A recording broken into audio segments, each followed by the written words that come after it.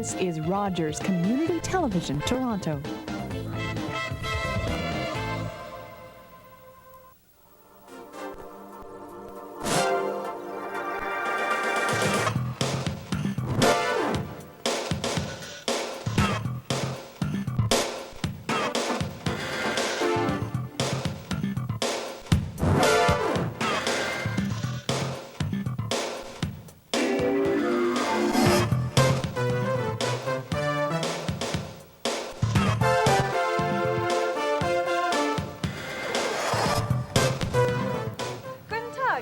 Claudia Rosler.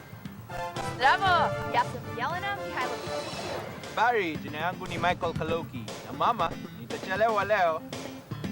This is Diverse City, Community TV's multicultural magazine. There's a big world out there, Toronto, and we're going to do some touring. And the first tour is actually a mystery tour. We have some old footage. It's from way back in 1984. And, Michael, who are these people? And what are they doing? You play along, too.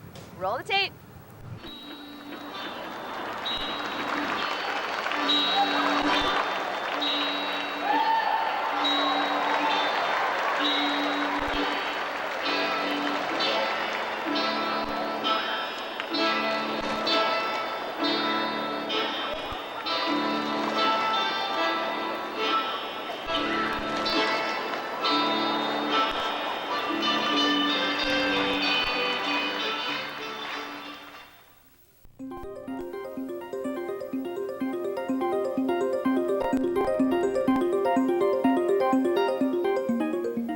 Kids have more freedom. Like the school, back home, like I guess it's our parents have to pay for the school. Private here is our tax pay the school too. But I guess when the school, the parents have to take out from their pocket, the parents pay a lot of attention, like the report card. For example, when we have any test or something, the report card before coming, we have a lot to worry about to how to handle our parents. So, for example, my mother said it's under 80%. So it's pretty scary. But here, they don't pay no attention.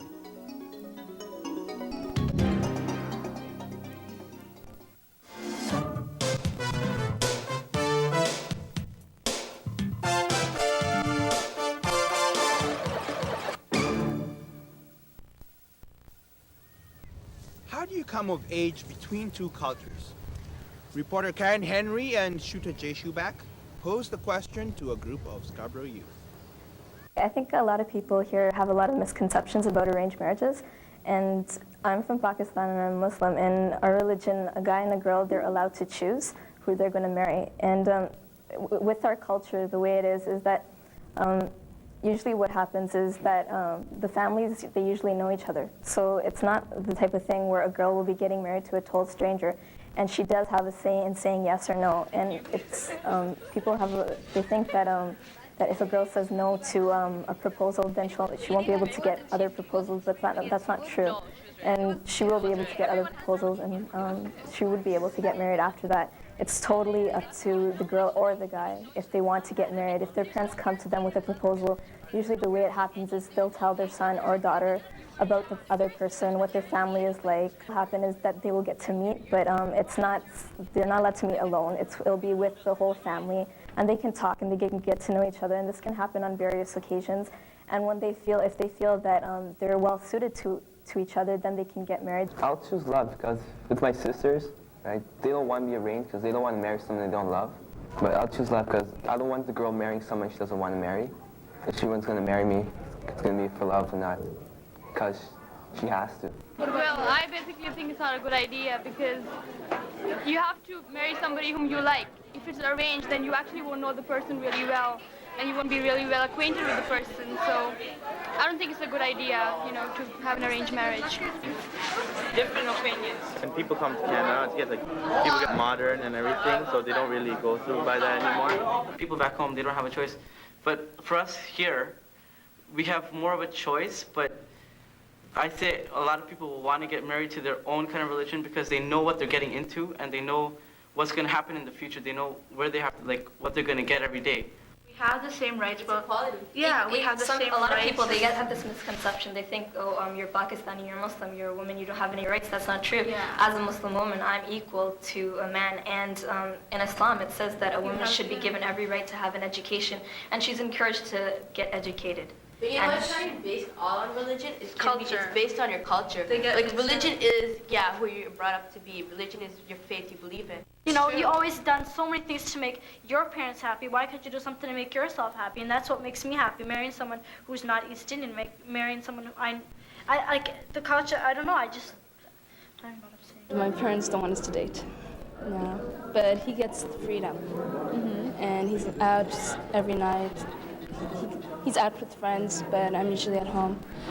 I don't think it's being accepted now, but I don't know. I'm just so tight with that I don't want to marry anyone who's East Indian. I just don't. I just detest them.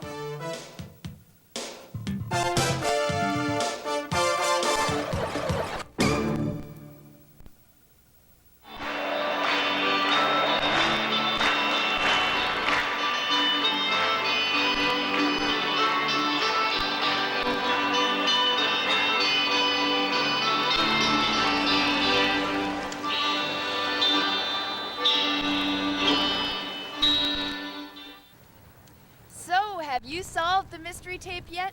Michael, who are these people? And what are they doing? Could it be our local synchronized swimming team?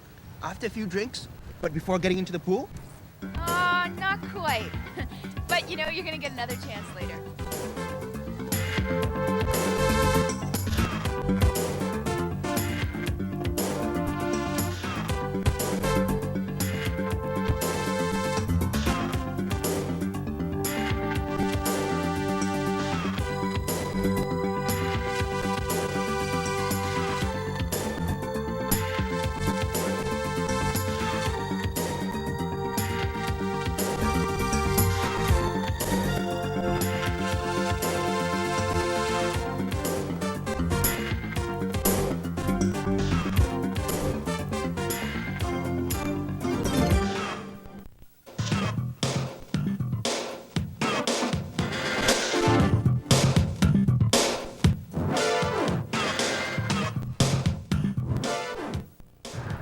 Canada the Good, a safe haven for refugees around the world, some of them accused war criminals.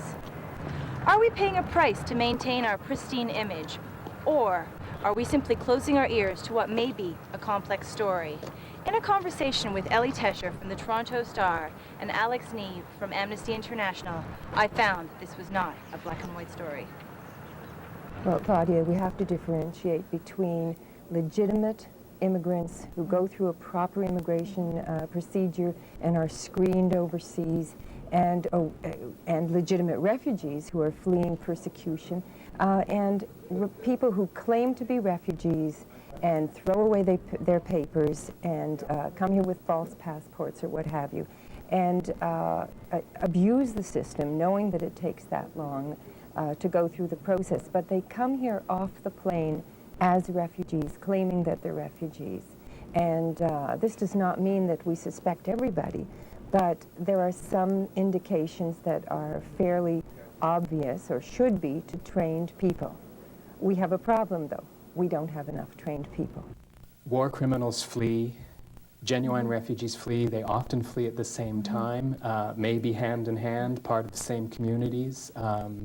May arrive in Canada around the same time. How do you determine who is a genuine refugee in need of protection, and who has perhaps committed serious human rights abuse and needs a different kind of response and doesn't necessarily deserve refugee protection? That's a big challenge for our decision-making systems. They're coming from every revolution, every bloodbath, every territory that's in chaos and in conflict in the world. And so that would include Somalia and Afghanistan and Ethiopia, and during the 80s, certainly Latin American countries. I mean, it's wherever there's trouble, we're going to get people who need to escape, and we're also going to get people who want to go somewhere where nobody will know what they've done that was wrong. There's no question that the government had to find some ways of cutting through the masses of people that are coming. We have 38,000 people right now waiting just for their first trial, not trial, their first hearing before the Refugee Board. So how do you cut through those huge numbers and figure out, you know, what kind of allegiances people had and what their activities were during very serious upheavals? So the government did come up with two ways. One is that if the person committed war crimes, and that's something they have to find out, and the other is if the person came from a regime at a particular time under a particular person and in a particular place, and if they were officers or senior members of that brutal regime, then yes, they have to be looked at closely. One doesn't have to be an officer in a brutal regime. You know, there are choices that people make in life. In many cases, war criminals, people who have committed horrible acts like torture, are themselves now at risk of horrible human rights abuse. Torturers may now face torture because the regime has changed. And those are fundamental human rights which the international community has said apply in all circumstances to all people. The standard of proof is somewhat different than in a criminal trial, but you know, these are not decades ago. These are events that took place within the last 10 years, say, and generally, when we're talking about modern day war crimes. And there are groups like Amnesty itself that have evidence, Amnesty International, that have evidence of what took place. And there's, you know, some eyewitness material. There actually have been people in Canada who have met their former torturers on the streets of Toronto and Vancouver. This is a horrible thing. I think it's important to realize that the kinds of allegations that get made about people having committed serious human rights violations are sometimes very reliable. They're sometimes based on very clear evidence that we know is trustworthy and we can corroborate and confidently know we've got the right person and the allegations are well-founded. But very often these allegations are made in circumstances where it's incredibly difficult to verify the accusations that have been made. They may have arisen in the context of ongoing ethnic or political rivalries in the country where members of one faction are making allegations against individuals from another faction. It may originate from a part of the country where it's virtually impossible to get any good, solid evidence on the ground. And I think that's something that we have to keep in mind when we're responding to this concern that's been expressed now about there being war criminals in our midst. Of course, number one, these are alleged war criminals, but number two, the prospect of being able to confidently make good, solid assessments of those cases is not necessarily an easy one.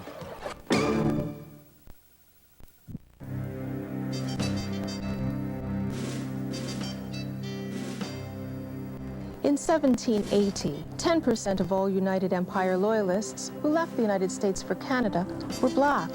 Among those black loyalists was Richard Pierpoint. Pierpoint settled in Niagara, and at the onset of the War of 1812, offered to raise a corps of men of color on the Niagara frontier. His request led to the formation of the Colored Corps, Canada's first all-black military unit. Pierpoint initiated this idea to protect the rights of African Canadians to become and remain free. Learn more about the Black Loyalists from your library or historical society. The mosaic that is Canada would not be complete without the rich history of Black Canadians.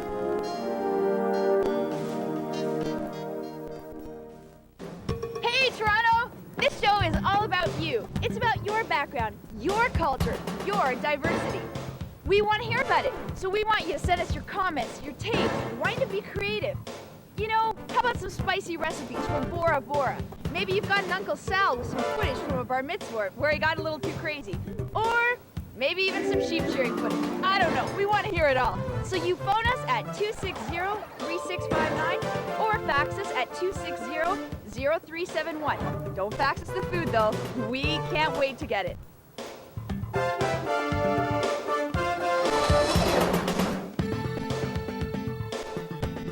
Do we we see that the recent efforts on behalf of the government to talk about modern-day war criminals, reports coming out about modern-day war criminals, is this an image thing going on within the government, or is it a sincere effort to... Let's be practical. First of all, they didn't start talking about it until stories appeared on the front pages of newspapers, particularly ours. Recently, we did not hear about modern-day war criminals from the Immigration Department before this. They only established the modern-day war criminals unit, so-called unit, because it had 2 people and no budget. And they established it only in April '96. We've certainly had people here that there's been concerns about since long before '96.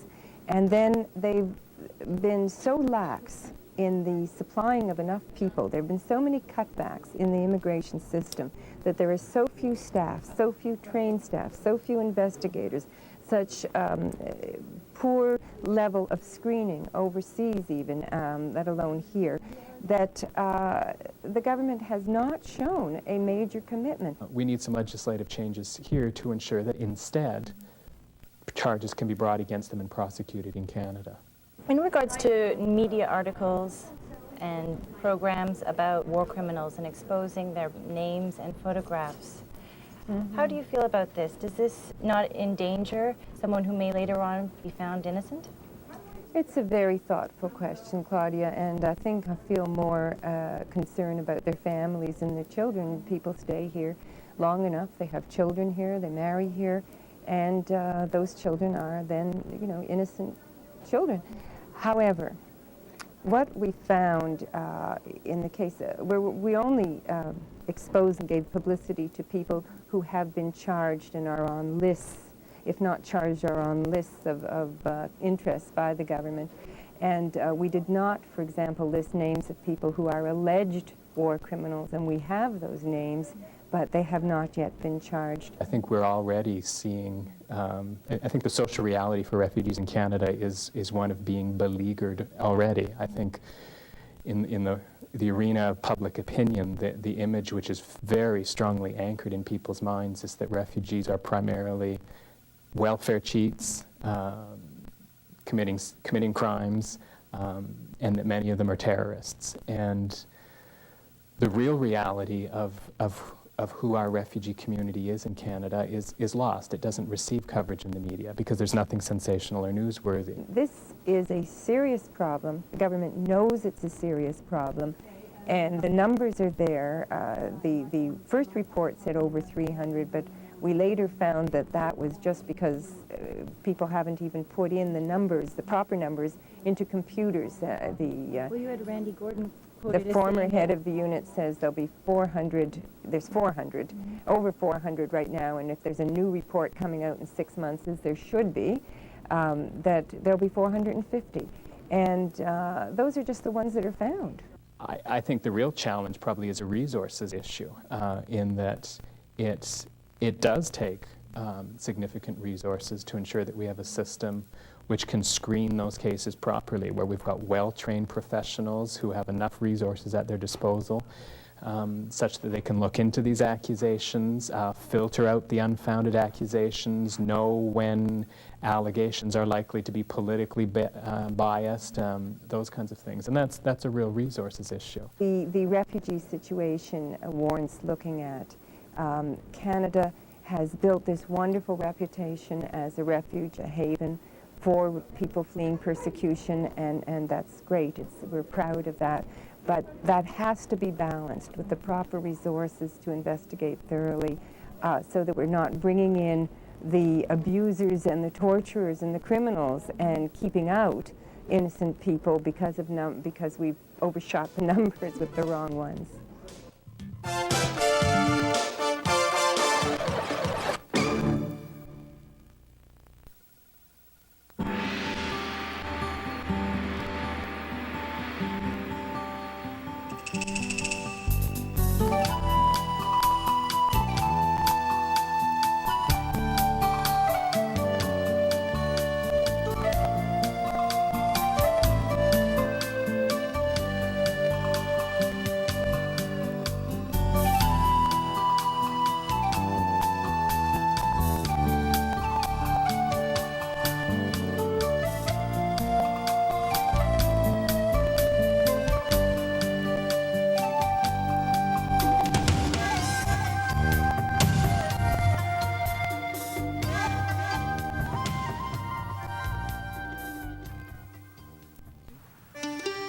Diverse City would like to inform any Mennonite viewers that we will be accepting gifts of strudel and delectable shoe fly pie in trade for a previous promotion. Please send all fresh pies and pastries to Diverse City at Rogers Studios, 525 Lakeshore Boulevard West. Don't waste any time. Thank you.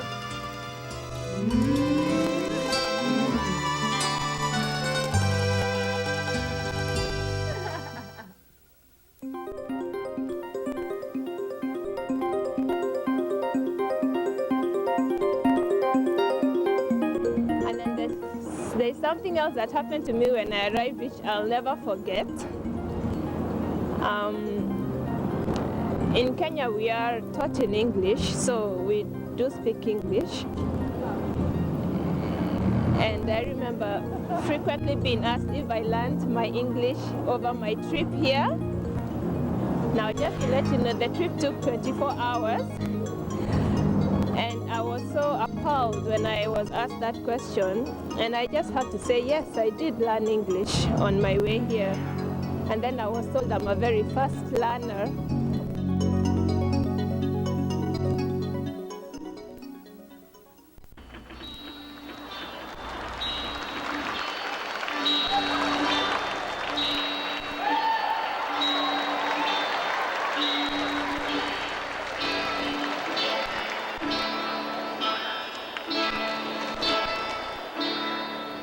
So, Michael, have you guessed what it is? The mystery footage that is?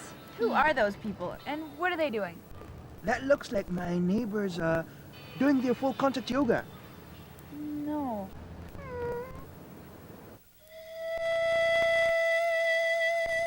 When Canadians think of the pan flute, they think of Zamfir, of course. Then they think of South America and jungle foliage. But George Zamfir doesn't come from the Amazon. He's Romanian.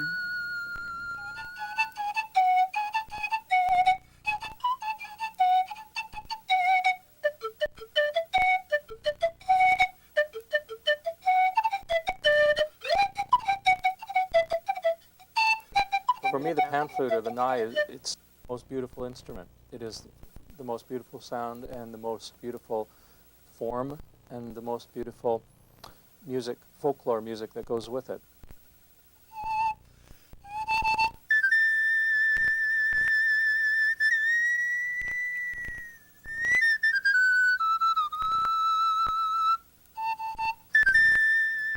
I think Canada offers the opportunity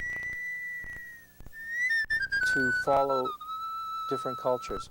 Because in a sense we don't have such a strong, strict, long tradition, we're maybe able to follow and be open to different traditions more easily. I find that the Romanian tradition, the Romanian culture is sort of, it's not as far off as, say, a Far Eastern culture would be. It's much more approachable. It's partway Eastern and partway Western. And for that reason, I think it is very accessible to Western ears.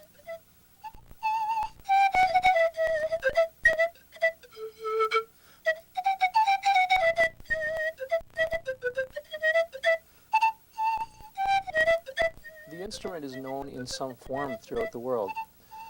It's certainly many thousands of years old. There have been instruments found made out of clay, stone, bone, wood. The Romanian style is the only style that I know of that is curved, so that it's much easier to play than the straight style, which we'd find in South America and in quite a few other countries throughout the world.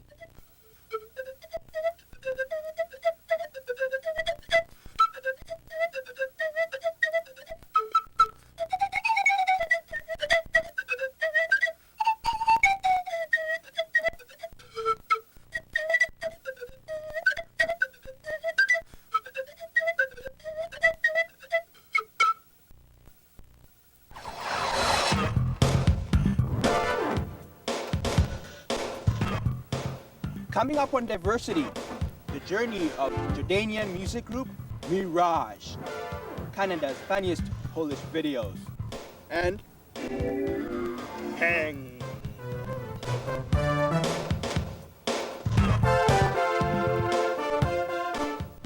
But for now, Auf Wiedersehen. До видения. But wait, what about the mystery tape?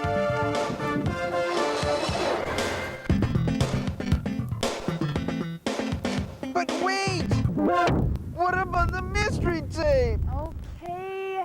Well, I'm sure that all of you guessed that that was the Dance of the Frogs from Estofest 84.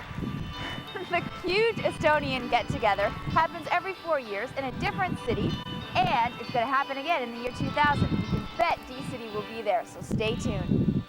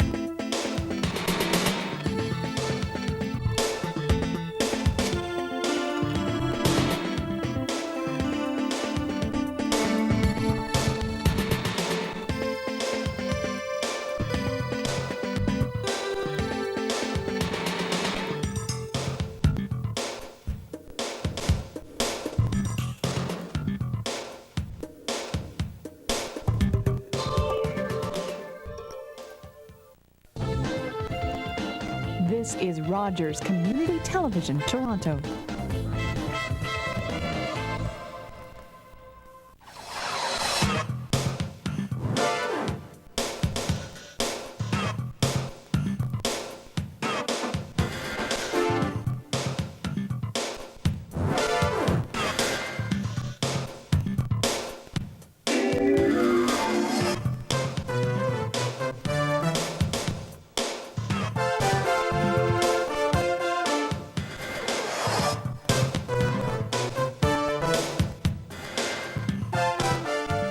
안녕하세요, Yelena Mihailovich.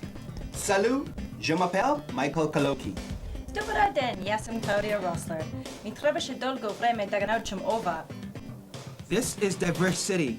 Today, we'll be looking at the story of Jordanian-Canadian music group Mirage, Immigration Consulting, Who Do You Trust, and more. But first, thanks to Esteban and Daniel Versal, it's time to tango.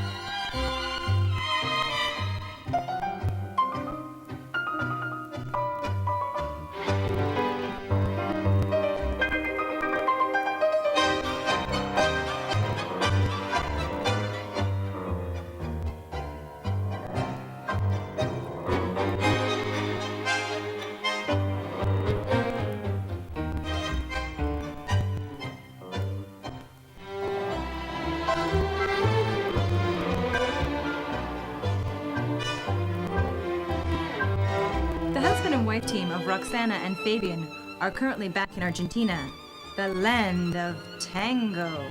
We hope they'll be back soon.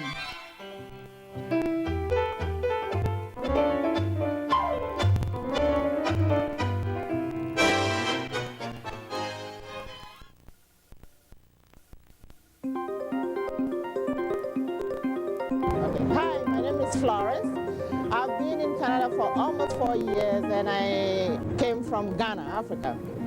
When I came, before I came, I thought that Canada was always very cold. So when I came and I saw the sun, I thought that, we were going to get some warmth. But I got up, not dressed warmly enough, and found to my surprise that the sun wasn't hot at all, as I usually find in Africa. So that was a bit strange. Toronto's music scene crosses many borders, and reporter Leah Khan brought in this next story about Jordanian musicians Mirage, whose compelling story involves not only the art of music, but also the politics of the Middle East.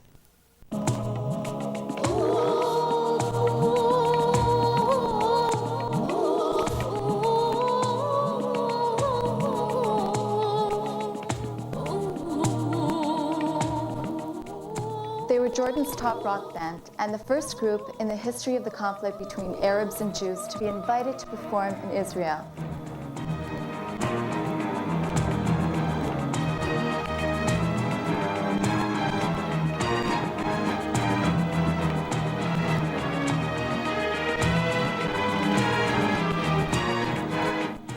Working for Peace runs in the Abu Nuwar family, while his father headed the 1948 ceasefire delegation between Israel and Jordan. 46 years later, the son was asked to create a video for the 1994 treaty between the countries. As a result, Mirage was invited to perform in Israel. Actually, we were invited by Bet Geffen. It's a cultural organization in Israel. Actually, it's the biggest cultural organization in Israel. Dr. Perry, the head of the organization, came over to Amman, and he met us and he invited us, and we accepted the invitation immediately. We went over there, and as soon as we crossed the bridge, there was a very warm welcome by a delegation from the foreign ministry, as well as Beta Geffen and the media, both local and international. And also there was quite a big crowd from the public welcoming us with flowers and smiles. So we did 2 concerts there. The tickets were sold out 2 weeks beforehand, and they were quite successful. We had such a good time there. We spent 1 week. We toured around and did many interviews, especially with the most popular talk show. It's called Gabi Gazette Show. And we came back to Jordan 1 week later. Upon your return to Jordan, this caused some trouble for you professionally. Could you explain what happened next? Actually, this turned out to be the biggest step in our career, going in Israel and performing there. So when we got back, unfortunately, we were blacklisted by the Jordanian Association of Artists, and that really did a very big negative impact on our career there. The band stopped working altogether, and we had a professional recording studio where we recorded a lot of music for TV and radio programs. That also stopped, and everything just declined to a halt. So we waited for a year, hope that things would get better. Maybe the boycott would lift, but it didn't. We were still on the blacklist. So we extended our hand to peace, and that same hand got burned.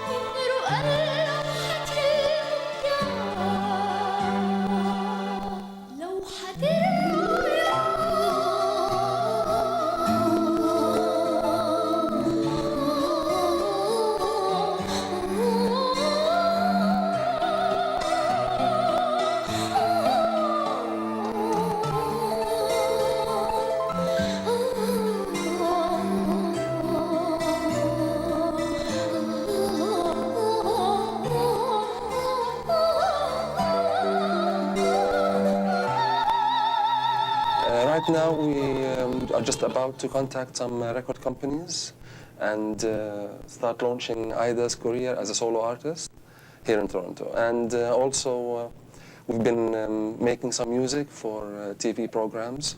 And a concert now is in the works with Ben Abbasi from Omni Productions. But a date hasn't been set yet. Well, we look forward to your new music, and hopefully we'll be invited to your concert as well. Of course, definitely.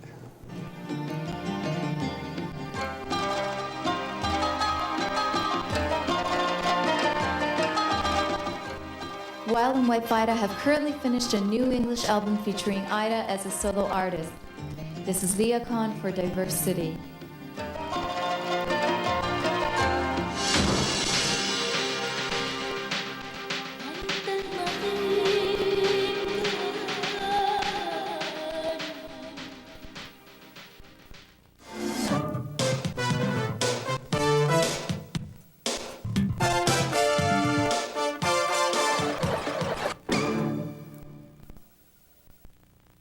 I came to Canada on the 5th of June, 1987, as a caregiver, nanny. I had a rough life with them. I never had any time for myself. I was just being their slave. I didn't know what to do. My life was just in hell. The very mention of the word immigrant conjures up many strong images that are quite different depending on who you ask. Now, one common stereotype is that newcomers to Canada take advantage of our welfare and our social assistance programs. But let's flip the coin. There's a whole other story out there that is rarely told. Immigrants themselves are being taken advantage of through immigration consulting scams. Essentially, the consultant says that for a certain fee, they'll get the newcomer into the country, do all the paperwork, and get them here legally. Trouble is that based on our government's criteria, they know that this person never would have made it in the first place.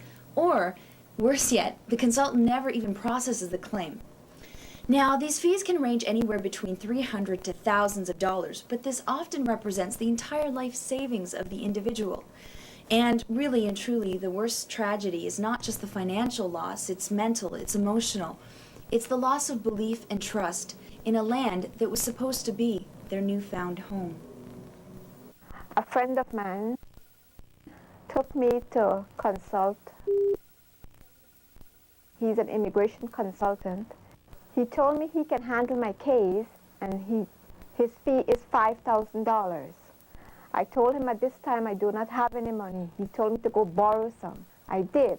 He did not issue me a receipt. I told him I don't know anything about refugee. He insisted on me to sign some papers and said, yes, I'm going to claim refugee in Canada. From then on, he says he's going to handle my case, not to worry about anything. But every so often, he will phone me and ask me, say to me, come to the office. When I go to his office, there's lots of people sitting out there waiting, and I will go in when it's my turn. As soon as he sees me, as soon as he sees my face, he will ask me for money.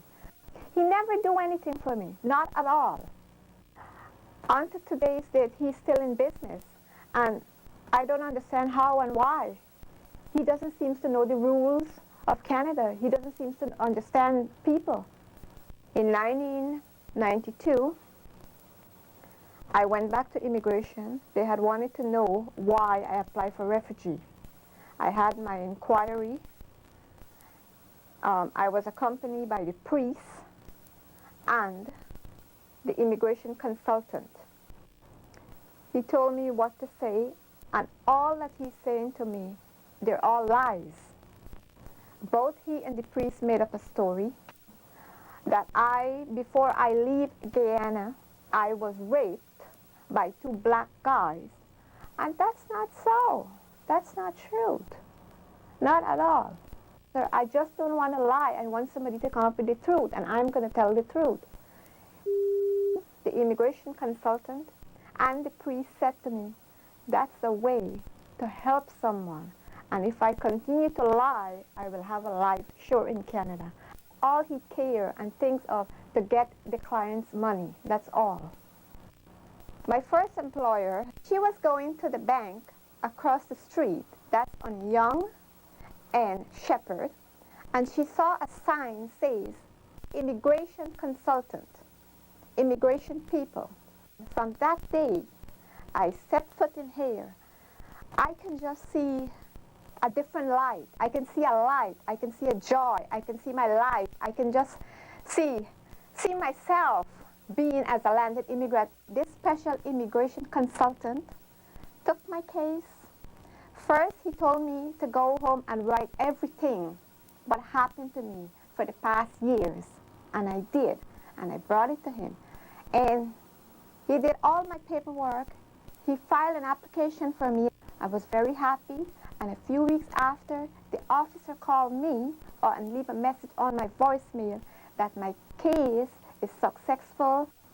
I just want to tell my story because I don't want anybody else out there to go out and get hurt as I did. I was hurt for the past 7 years. Only now I have a life. Only at this time. And all because I met this special immigration consultant. If it wasn't for him today, I could not have been existed. I could not have been alive.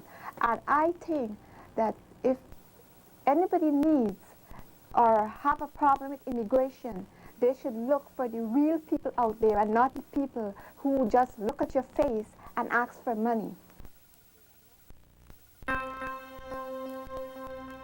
Happy New Year, 1998.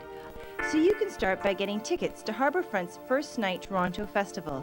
This is an alcohol-free family event, and it only takes 7.5 loonies to get your admissions button. The evening will be filled with a variety of multicultural events, including traditional Japanese storytelling and taiko drummers. If you'd like to volunteer or get more information, call the Harbourfront Centre at 416-362-3692.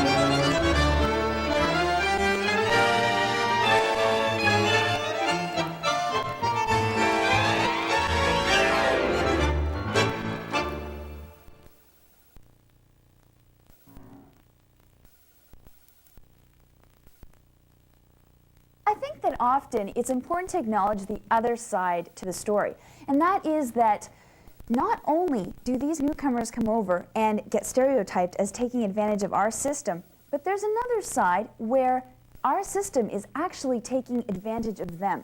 I know that as an immigration consultant, you are well aware of some of the problems and some of the fraud that happens to go on. Can you tell us a little bit about perhaps one case that sticks in your mind as being especially telling of this kind of fraud?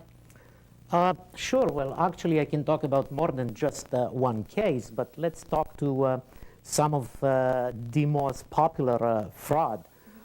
This is when somebody would go to a so-called consultant, and the consultant would promise him, like, don't worry, just give me the money. I know somebody at immigration, and I guarantee you that you are going to get your landing in Canada.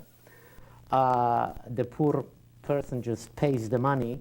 The consultant, the so-called consultant, sits with him, fills in an application form, and in the minute the applicant is out of the office, the application just goes into the garbage or into a drawer. How extensive is the problem? Well, it's very hard to tell how extensive it is, because don't forget that the people that are really being taken advantage of are illegals that are in the country. Being so, who are they going to go to complain? To the authorities? They're afraid because they're illegal.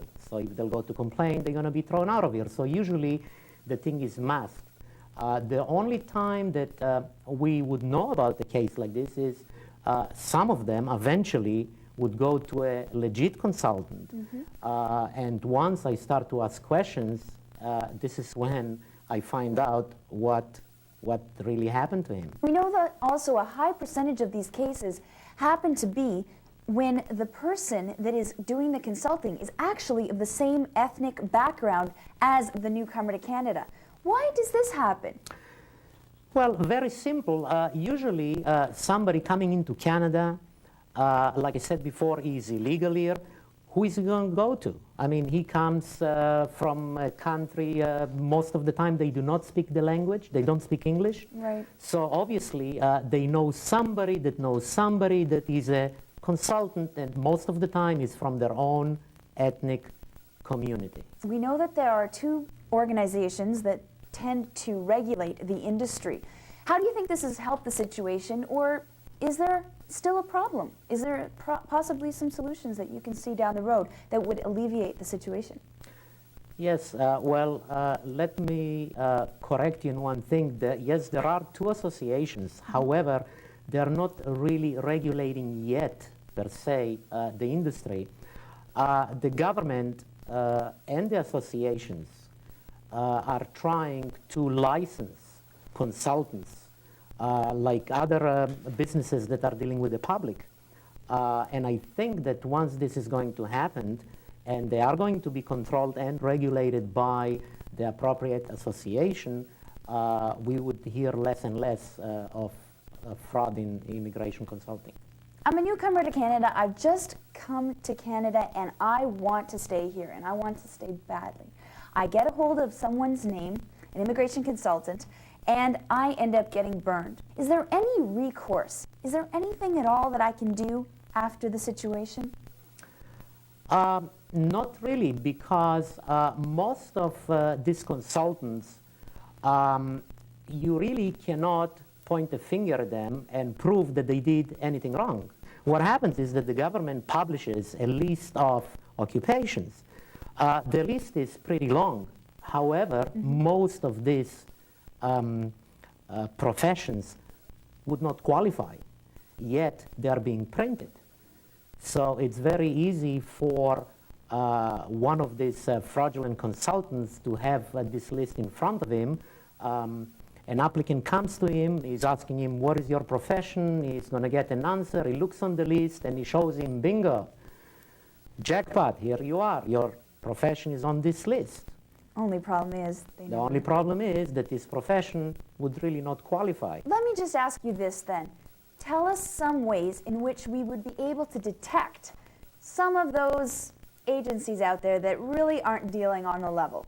Well, first of all is the golden rule of buyer beware.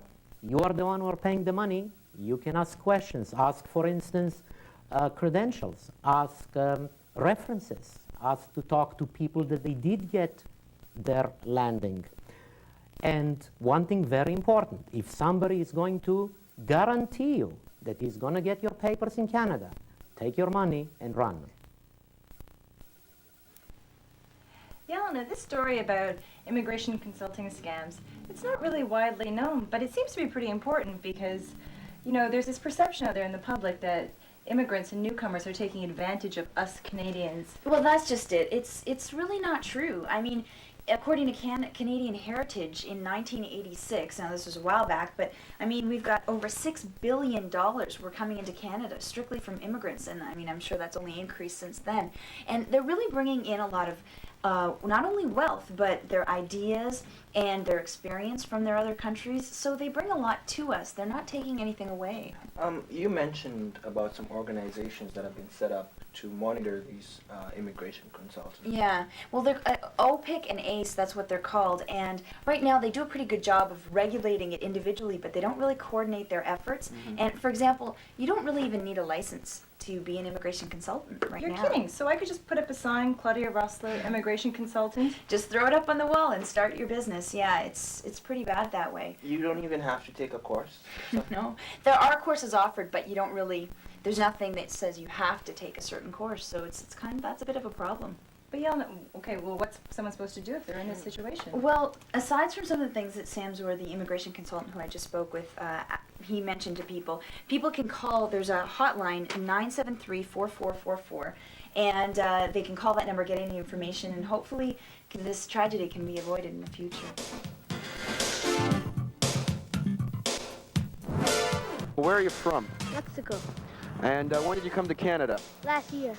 And the rumor is you have a joke. Could you give that to us? Yeah, okay. Well, how do I say in Spanish? Say it in Spanish first, please, and then if you can maybe give us the English translation. ¿Qué le dijo una roca a otra roca? Somos unos picapiedras. You could give that to us in English? What do a rock say to a rock? We are the Flintstones.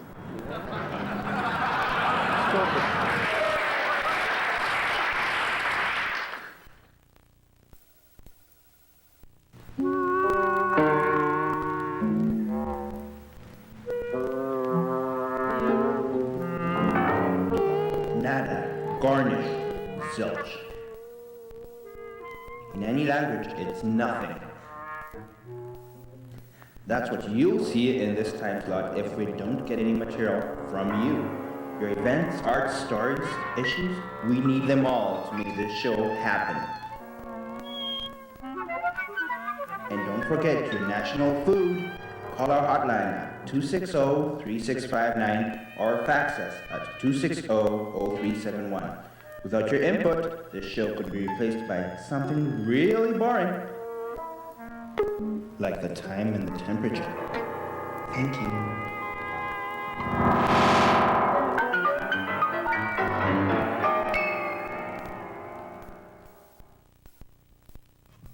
Coming up on D-City, romancing, Ukrainian style, Sabina's Swedish Vedplatz, and away from home for the holidays, far away. See you next time on Diversity. Au revoir. 안녕하세요. Sayonara. One more tango, please. No. Yellow, one more tango, please.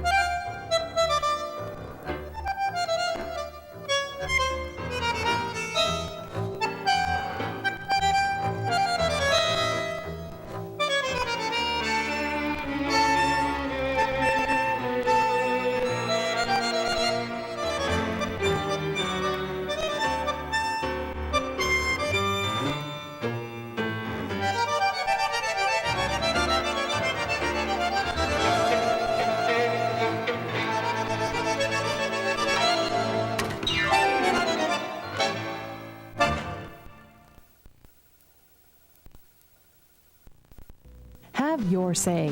Call the Rogers Community Television Viewer Response Line at 1-800-939-RSVP. This is Rogers Community Television, Toronto.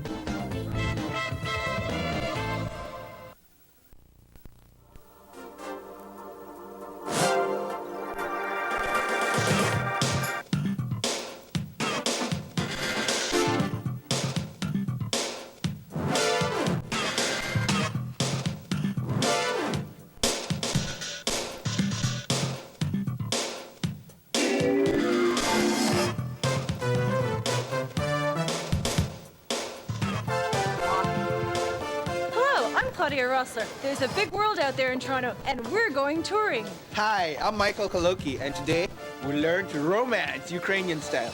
Experience, if you're there, Toronto's funniest Polish outtakes, and share some tales of immigration.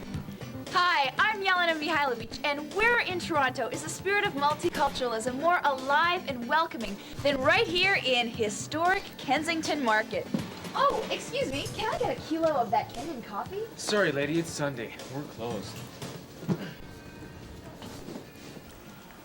This is Casa Soriana at the corner of Augusta and Baldwin, where nuts make the world go round. Funny, I thought it was love. No matter how different or how similar two cultures are, They always have one thing in common, a feeling of true and passionate love. Very often, this feeling is expressed through words and actions, but in Ukrainian culture, it is also beautifully shown through music and dance. Let's take a look.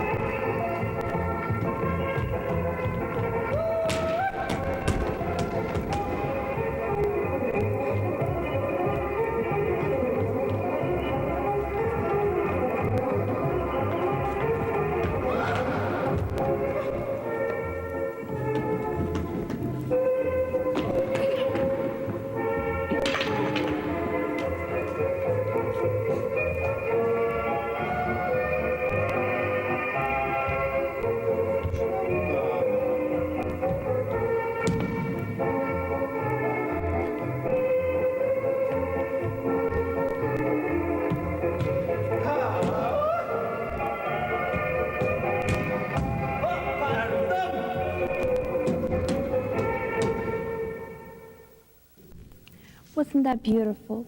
If only all couples had such chemistry between them, the world would be a much better place. Don't you think? Anna Pocotilo for Rogers Diverse City. Ah, the international language of love. Yes, but what about the international language of good filmmaking? That was a neatly edited little dance number, but there was something a little funny about the ending. Let's see that again and keep your eye on the hat.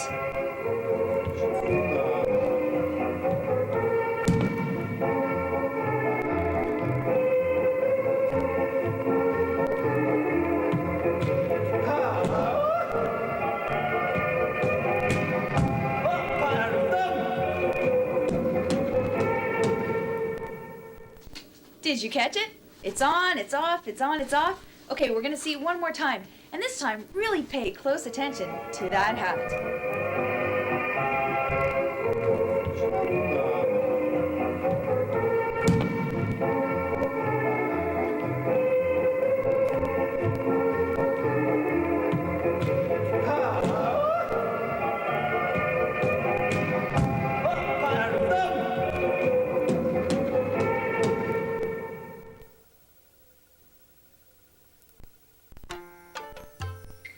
recovered yet from the Western European New Year? Well, you should be just about ready for the Chinese one on Saturday and Sunday, February 7th and 8th. Check out Lanterns, Flowers, and Love. It's the Chinese New Year celebration at the Royal Ontario Museum. It runs noon to 4 p.m. and includes Chinese arts, crafts, dance, face painting, Cantonese opera, and special tours of the museum's fascinating Titit Sui galleries. The event is jointly organized by the museum and the Chinese Cultural Society of Greater Toronto. Call 416-927-9377 for more information. Gung Hei Fat Choi! Toronto, this is a very, very serious portion of the show. We are seriously requesting that you send us your tapes and your show ideas. We want you to be involved with the process of making Diverse City. So perhaps you have some cultural events that you've recorded on VHS and you want to send them in. That would be great. Or maybe you have some show ideas for things that you'd like to see us cover in future episodes. That would be great too. Most importantly, we want to hear about events that you have coming up. Any multicultural events are welcome. We want to know the date, the time, the place, and most importantly, how we can all get involved. So give us a call at Diverse City. The number is 260-3659, or you can fax us at 260-0371. We're waiting. Seriously. Really. Seriously.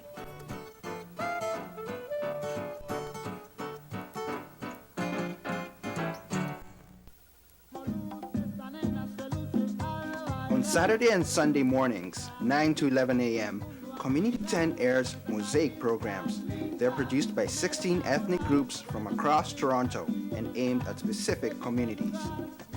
So, when we asked some of them to send us some of their more entertaining segments, the Polish show, Panorama Młodych, came through big time.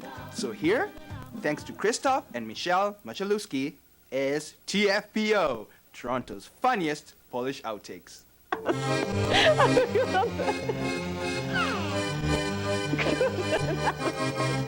You don't speak Polish? That's okay. Sometimes, neither do these people.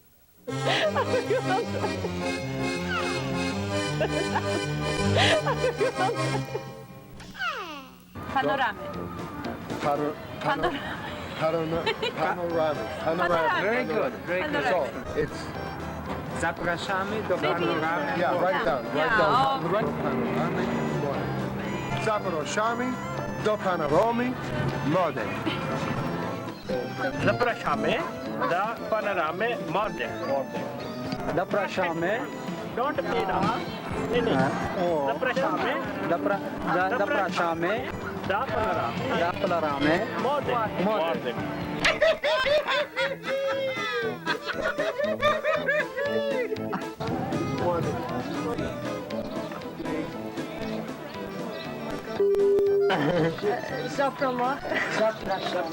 Zapraszamy do Marapaga Monika. Zapraszamy do panoramy młodych. Good.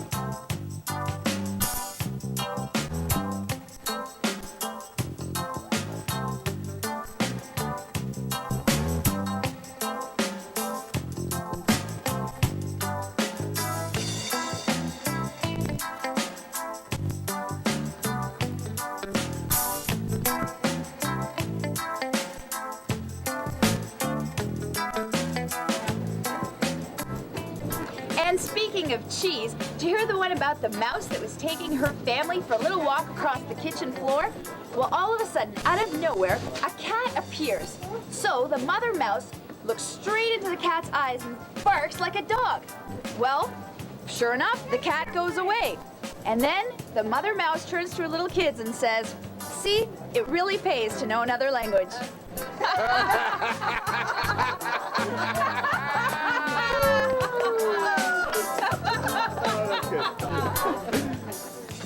You see, you really never know where you're gonna end up. Here I am in Canada, lakes, mountains, etc. For example, like Claudia, you came here from Jamaica. Yeah, it was the dead of winter, 1976. What do you remember about arriving in Canada? Oh, well, one of my first memories was like being here for about 2 or 3 days, and I was a small child. One of the neighborhood children came by and wanted to go outside and play.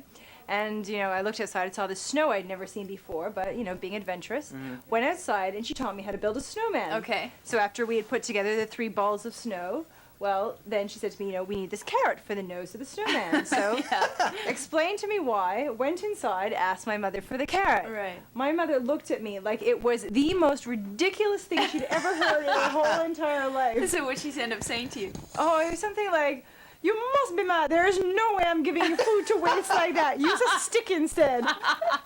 Well, I guess everybody has a good story to tell about when they came to Canada.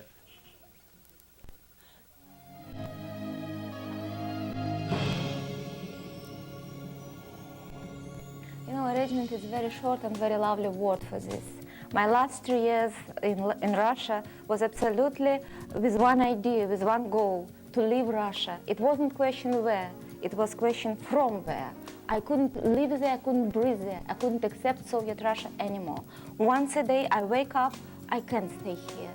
And I did my best to find the way abroad. It was very hard, and I did my best to find a visitor's visa. I couldn't get anything else, to United States, to Canada, and one of the day I used this visitor's visa. It was a hard way to live here, to reach here. Well, the normal arrangement is by securing your birth certificate and obtaining a passport, which is very essential. But at the time I arrived in Montreal, there was no need to go through any difficult form because it was a former British colony. So we only had to make the transition, and my brother that lived in Montreal for many years, he sent for us and we came up. Okay, aside from applying for my passport and immigration status, I had to make arrangements on finding suitable accommodation. Well, it was 4 years ago. I had to go to Canadian Embassy in Belgrade, which is former Yugoslavia, where I live. And there it was a long line to pick up the paper, application form. And then I applied for a landed immigrant visa. Well, I was at university in England, and I had a one-year exchange program to Toronto. So I needed to fill in some documents sent to me by the Canadian Embassy in London. And that was quite simple enough, and I got my student visa very, very quickly. Well, basically, I didn't have to make much arrangement because my last position when I was back home, I was a guidance assistant with Canadian International School, and I was well aware of the procedures. So all that I had to do was to get the letter of admission from Ryerson and get it processed by the Canadian High Com in Singapore, went through the medical checkup, and in 6 weeks' time, everything came through. Yelena, you came here from Serbia in 1975, is that correct? What do you remember about back home?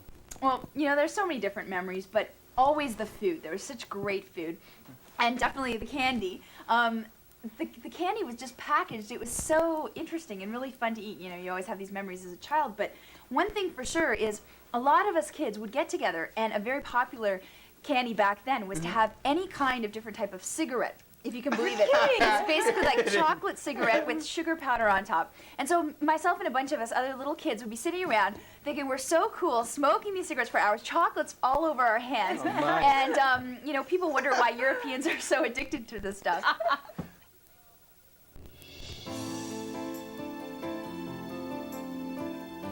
I will tell you, you will be surprised. I left behind my family life, my marriage, 17 years. I left behind my ex-husband who didn't want to immigrate. It was a drama story. He didn't want to immigrate. I couldn't stay there. And finally he left. He's here in Russia today. I'm here in Canada, and we say goodbye. We did say goodbye each other in airport in St. Petersburg. What I left behind was my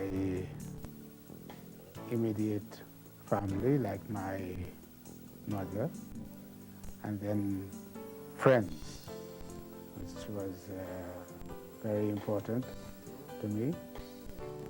By coming over here, I had to make an adjustment in making new friends. I left my family and my friends, and being the adventurous type, I decided the best thing to do was to go overseas, and Canada was one of the places that I had no family or friends, so I decided to take that challenge.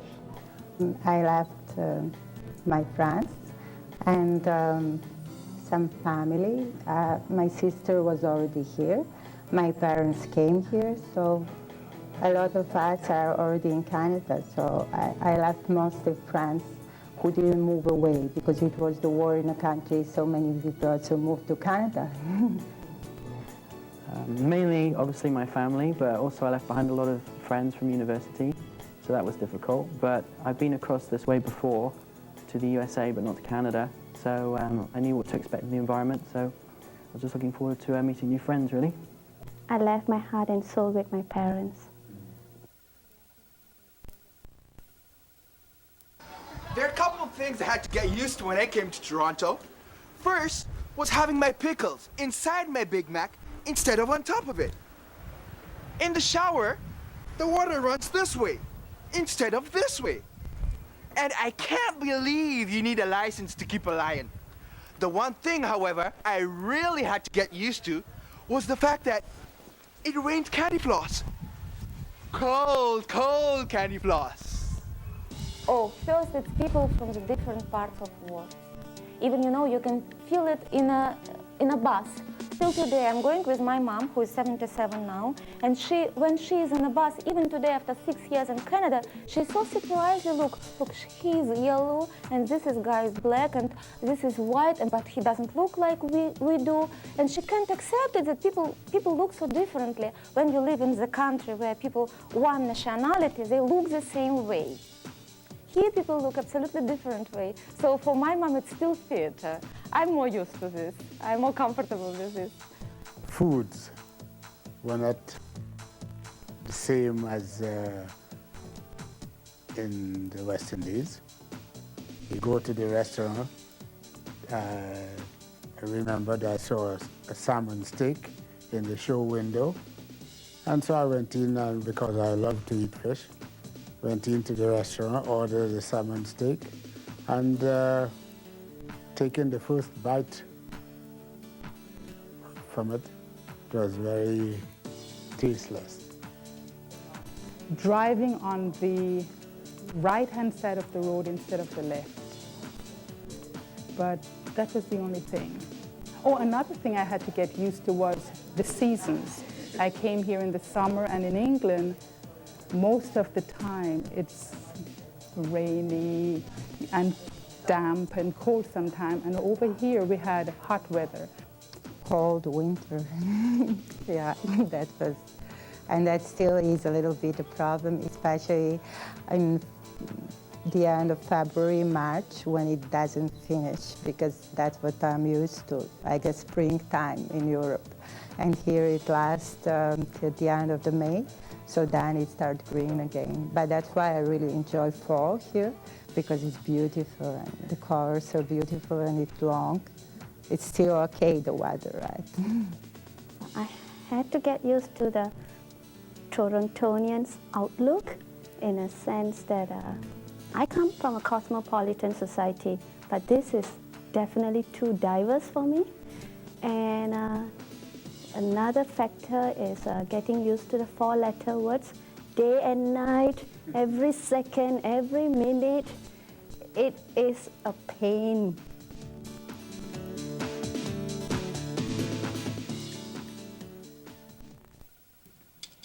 February is African Heritage Month across North America. Time for Kumba, the Swahili word for creativity. It's also the name of the jam-packed month-long celebration at Harbourfront Centre. Kumba cuisine tasting, African and Caribbean dance, films, music, storytelling, and comedy. There's something happening every night there, man. How about the full-day dance and drumathon on February 8th? It all takes place at York Quay Centre and the Demorier Theatre Centre down on Queens Quay West. Want more information? Hakuna Matata! Call the Harbourfront Info Desk at 416-973-3000 or check the website at info@harbourfront.on.ca.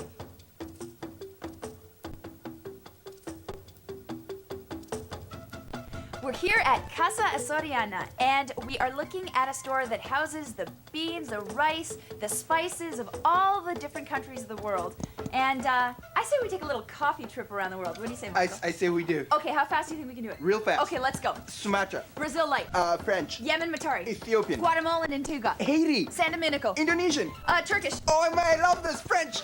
Haiti. Continental Dog. Okay, Blue Mountain. Oh, Tanzanian. Oh, Kenyan. Yes, Kenyan. Woohoo!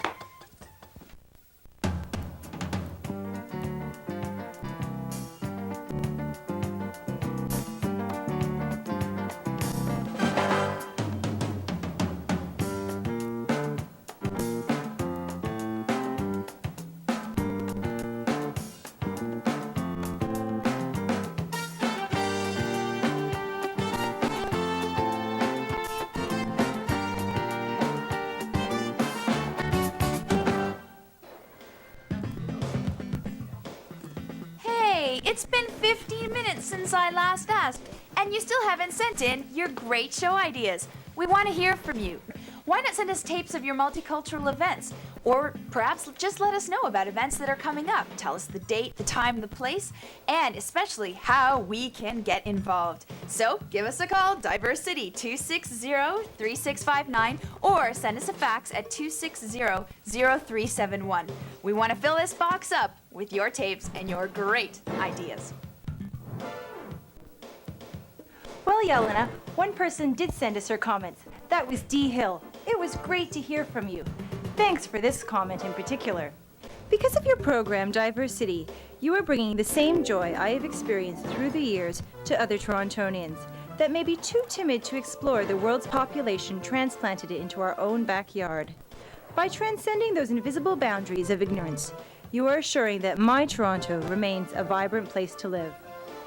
D. Hill, that's exactly what we're trying to do. You got it. And now, by special request of Christoph Broniek, Leona Rutkowski, and Annalie Wong, here's another round of Toronto's funniest Polish outtakes.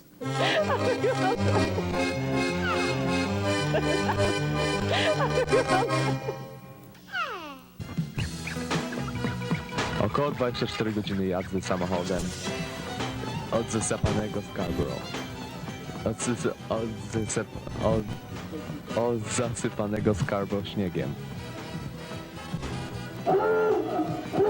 Około 24 godziny jazdy samochodem zasiesz na...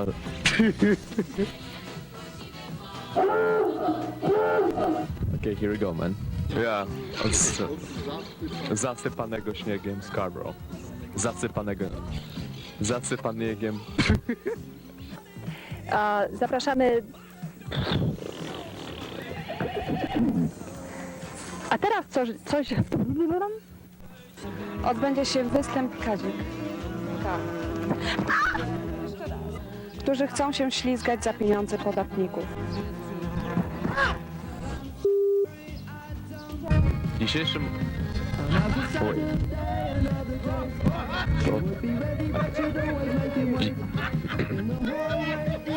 Około 24 godziny jazdy samochodem od zasypanej śnieżnej Florydy.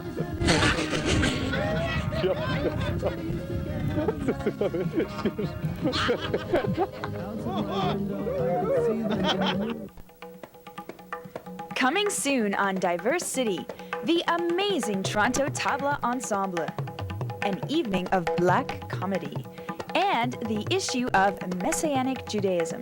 Can a Jew accept the divinity of Christ? And until then, from Casa Soriana here in Kensington Market, hasta luego.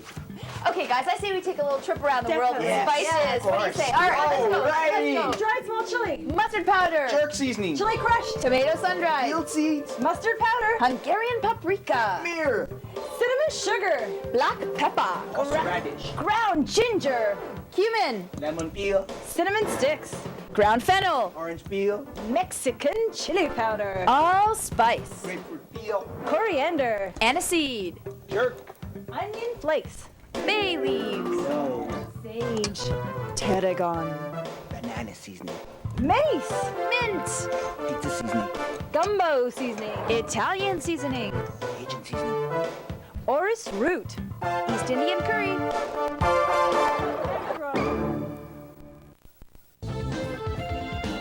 This is Rogers Community Television, Toronto.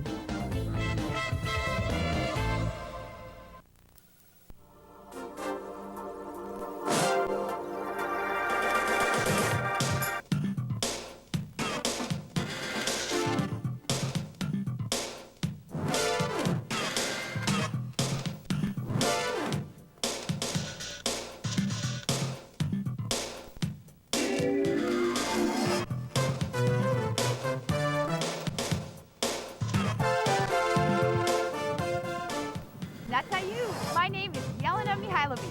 Hello, my name is Claudia Rossler. Habari, I'm Michael Kaloki. And if you're not aware, February is Black History Month in Canada. That's why we're here at Harbourfront's month-long Kumba Festival. Kumba meaning creativity. Did you know that Toronto was the first city to officially celebrate Black History Month? And now, thanks to the efforts of the Ontario Black History Society, it's celebrated throughout all of Canada. Well, diversity is always looking at the many cultures that make up today's Toronto. This month, we'll be paying tribute to the long legacy of African Canadians. And in the spirit of the month, on today's diversity, move your feet to the sounds of the steel pan. Laugh it up with Black comedy. And learn more about growing up between two cultures. But first, Yelena talks with Rosemary Sadler, President of Ontario's Black History Society. Rosemary, most people who know you foremost as the president of the Ontario Black History Society. There are so many more accomplishments and letters after your name. What in your mind sticks out as one of your foremost accomplishments? There have been a number. I've been really lucky since I've been involved with the Ontario Black History Society. For a long time, Black History Month was only celebrated because of the Ontario Black History Society by the City of Toronto. But the celebration broadened very soon after I became president because of our initiative. And Black History Month was celebrated with Metro, with the province in 1994, and very the most perhaps impressive one was the National Black History Month proclamation that happened February 1996. Jean Augustine brought that to the Hill, but it was our initiative. And so seeing what people like ourselves could do was absolutely phenomenal. Your family has been here for perhaps even over 6 generations in Canada, so you have an incredibly rich family heritage. Can you tell me a little bit about your family background, your mother, your father, their experiences? Both of my parents are of African ancestry, and I was much clearer about my mother's background than my father's.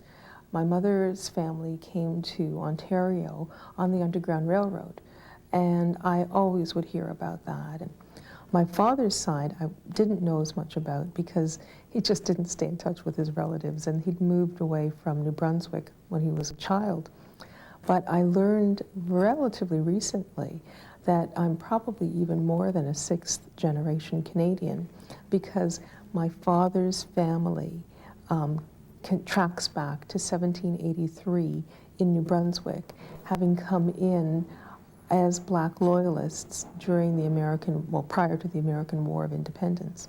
So we've been here a long time, and maybe we're not kings or queens, but I really think that from what I know of both sides of my family, we have been here for a long time, and we have made a significant, even if it's just a regular, contribution to this country. Rosemary, you have 3 children. I'm sure you're very proud of them, and I'm wondering, what are some of the lessons or perhaps the legacy that you'd most like to leave with them? It's about my family, it's about my children. And I think for other people who are of African ancestry, it can be a really wonderful time to feel affirmed in your identity, to learn more about yourself, and to just enjoy finding out and sharing information about people who have or who are currently making a significant contribution. But it's also important for the broader community, because when we talk about what is Canadian history or what is Canadian identity, it can't really be complete unless it includes something about at least the group that is the most non-blonde and non-blue-eyed.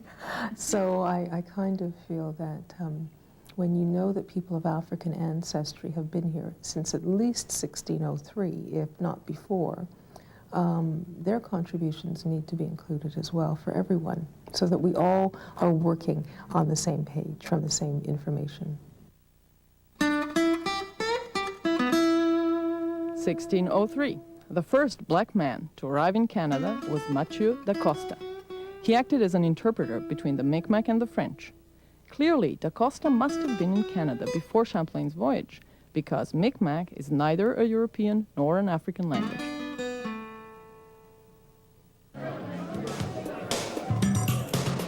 This is Kumba. Music, dance, food. What a great way to celebrate Black culture. Toronto, these are exactly the kind of events that we want to share with you. But in order to do that, we need you to share them with us. So if you know of someone or something going on in your ethnic community, then give us a call at 416-260-3659.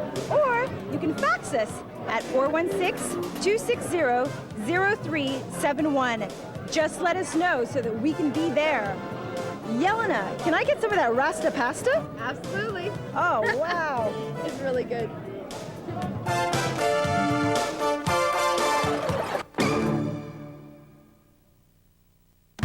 Music lovers often give credit to African music for Western contemporary sounds, such as blues, jazz, gospel, new country. Leah Khan brings us a story about one of the more recent contributions. The PAN event originated in Trinidad and Tobago in the 1950s as a yearly music festival and competition. This annual concert is held in Toronto at the request of Canadian audiences and is a chance for many people who experience a steel band for the first time to hear the beauty of the music produced by a steel drum.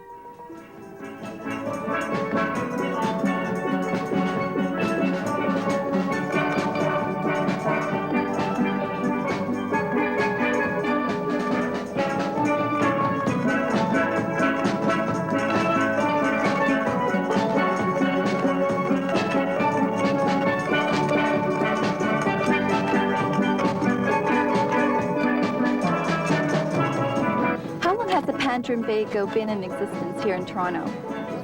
In Canada, 7 years, sorry, but in existence, 25 years in Trinidad and Tobago.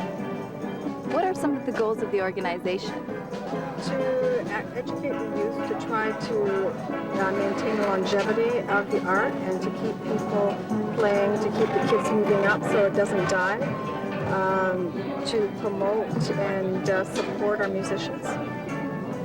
What is it about the music that attracts such a multicultural audience to your shows? First of all, for kids especially, it's very immediate. They get results very quickly. They don't have to be playing a long time. It's music that they can move to. They like to play it. So.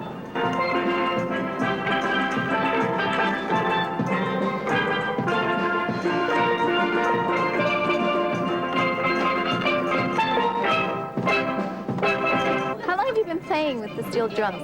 A year and a half. Have you performed for other children in the past? Yeah, we go to some schools. What are the most common questions other children ask you? How do you play steel pan?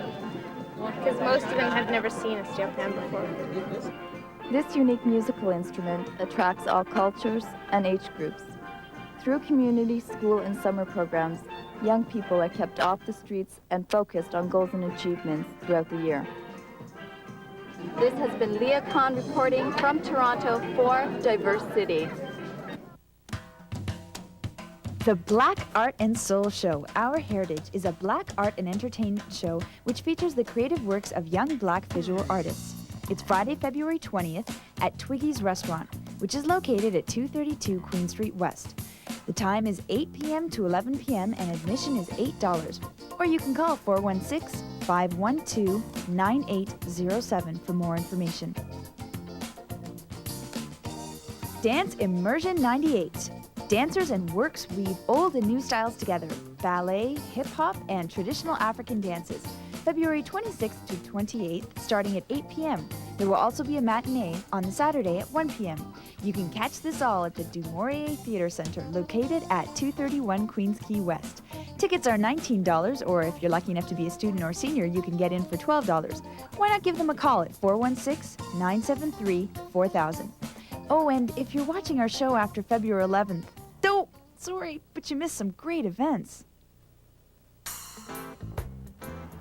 In what may be the first study of its kind in Canada, two professors from Ryerson Polytechnic University, Kenise Kilbride and Jean Golden, are researching on biracial children and their parents. We're looking at biracial children to get a sense of how they go about forming their identity. So we are doing in-depth interviews of 12 children, 6 to 12, and their parents, and 12 biracial young adults and their parents to get a sense of how the parents are raising the young children and what are the real problems that the older young adults went through. And then we're going to take that information and do a broader survey of biracial young males and females in the Greater Toronto Area. What is the definition of a biracial child, and does your study include multiracial children? We're using biracial to mean children who are the offsprings of two parents belonging to two different races. And we're focusing mainly on biracial children who come from one black parent, one white parent.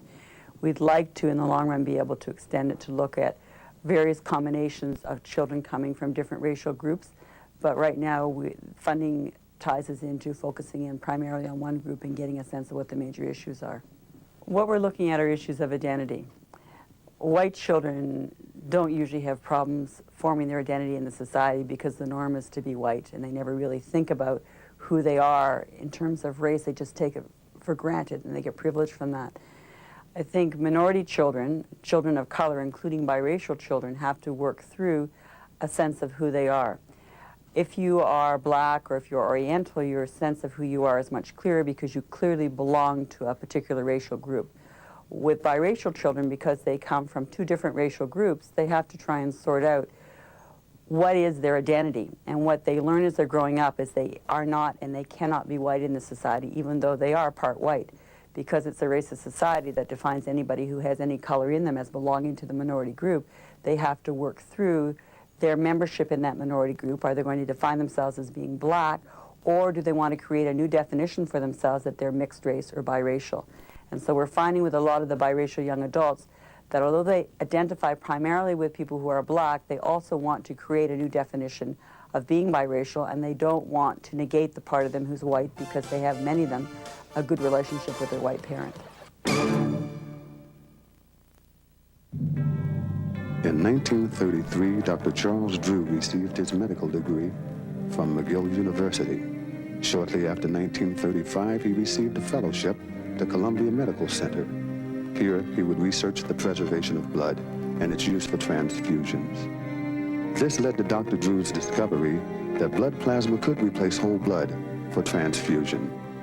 During World War II, he was appointed as director of the Red Cross Blood Donor Project, but he would soon be relieved because of his disbelief in the refusal of blood from black donors. After much criticism, blood from black donors was accepted, but stored separately and only given to black servicemen.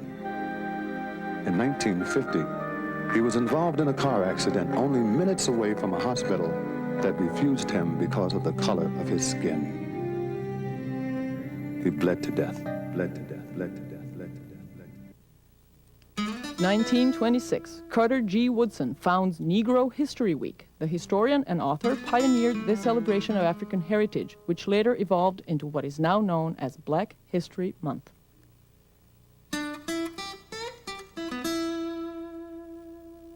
Do biracial young adults have different problems in the areas of dating and marriage as opposed to single-race young adults?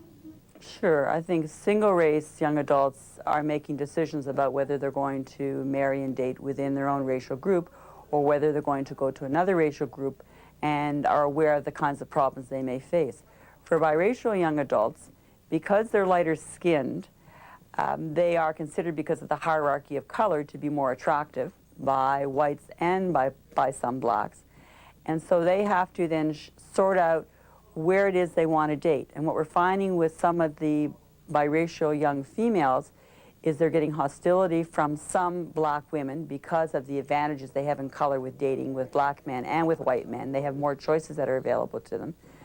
And yet we're finding on the part of some of the biracial young females, some of them are clearly choosing only to date black men because they identify so strongly with that group. Some of them are choosing to date black men because they face racism from white males. And some of them are dating white males with no problem. So there is a range that's in there for them. Are there stereotypical images of biracial children, and what positive images has your study uncovered? I think the stereotypical ones, and I've heard people say this to me a lot in other interviews I've done, or people will say it to you when I have a biracial child, when they see my child, they'll always talk about how beautiful a biracial child is. With the older biracial young adults who are actually dealing with being biracial, many of them seem to be choosing friends who are supportive of them. Some have all black friends, some have all white friends, some have a mixture of friends. It doesn't seem to be any dominant pattern, although more than probably have black friends and biracial friends. So they choose to surround themselves with people who are not racist. I hope we're going to get some information that will help parents and educators have a sense of how to deal appropriately with issues of biraciality from the point of view of the biracial adults today. What would have helped them? What would have made it easier for them to move through the system and to identify themselves? What would have helped them to deal with the racism that they face in their life? If you are interested in participating in the biracial study, call 416-979-5000, extension 7030. Hey guys, ever heard the joke about the lion that went on a singing tour? No. He was the main attraction. Get it? Main? Oh, Michael! Well, if you guys don't like my joke, perhaps you could see some real comics at work.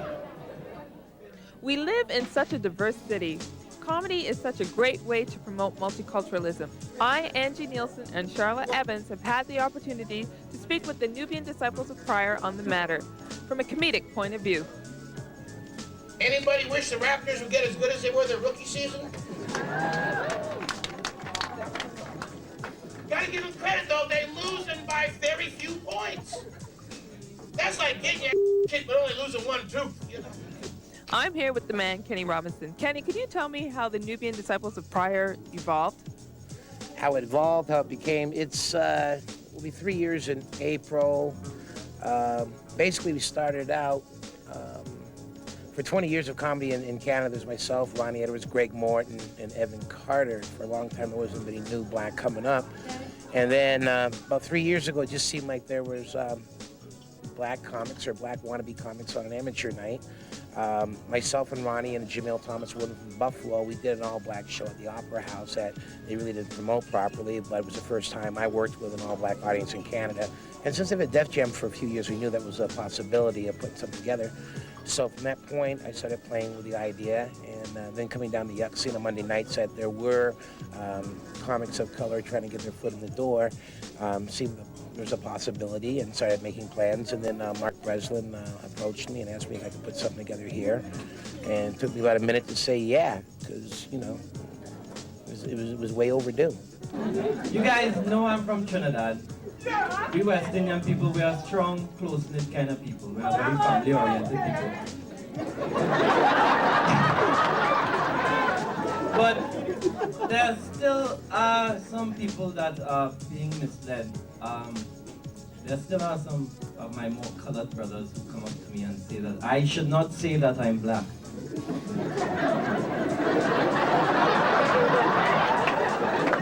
That wasn't a joke. They actually told me that. The quarrel is, they say that I do not know what it is like to be a minority. Let's clear something up. I'm white and from the West Indies. I am a minority.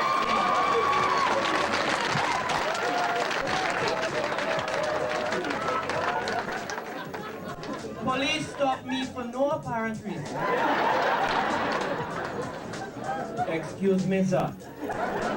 You have any idea how fast you're going? Officer, I was walking.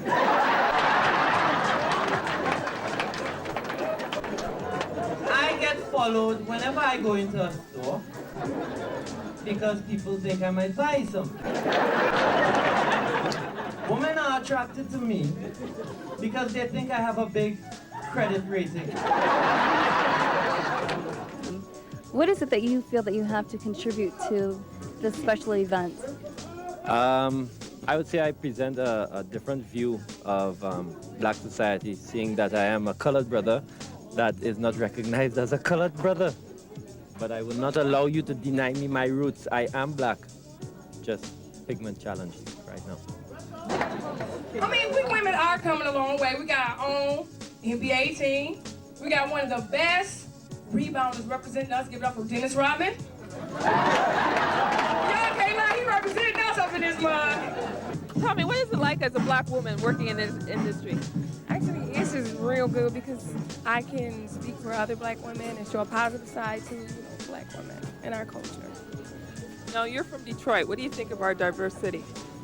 Actually, this is different. You know, it's really different, but it's good. I like to see the diverse crowd, and you really see a different response, and you can cater to everyone. It makes you work harder, because you have to cater to everybody. So I really like that. What do they call people that don't go to church and don't believe in God? Nope, prayer haters. Get it, prayer haters?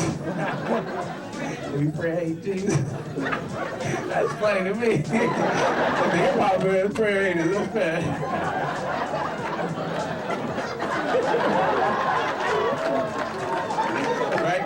Right, good song, shoot. I'm gonna ask somebody else. Prayer hate, that's funny, man. That's what prayer hate started with Jesus. Prayer hate. Every time Jesus did a miracle, it'd be a prayer hate. You know who was prayer hating first? Judas. I'm saying Judas betrayed him. He's the first one to prayer hate him. Because he wanted that power. Jesus go out and do something. Jesus go out there and walk on water. Everybody like, oh, look, Jesus just walked on water. Here goes Judas. That ain't nothing but some ice. I can do that. Give me some snowshoes. Wait till December. I can do that. We asked Horace Saunders why black comedians like to incorporate black stereotypes in their material. Comedy, like a lot of performances, is an avenue where you can make general statements to bring about a deeper meaning.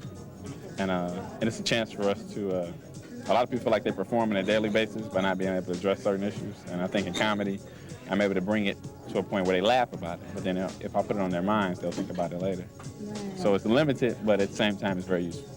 Tell me something. How is a black audience different from, let's say, a different race? Than a white audience or a mainstream audience? Mainstream. A mainstream audience. Black audiences I find more emotional, more supportive, but then again, if the act is not everything they should be, they're also very unforgiving and uncompromising.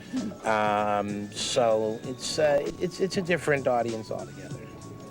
Now, we live in a very diverse community, and I want to know, what does multiculturalism mean to Kenny Robinson? Multiculturalism means that everybody is beautiful in their own way. Couldn't have said it any better myself. Thank you. Thank you very much. Okay, that was great.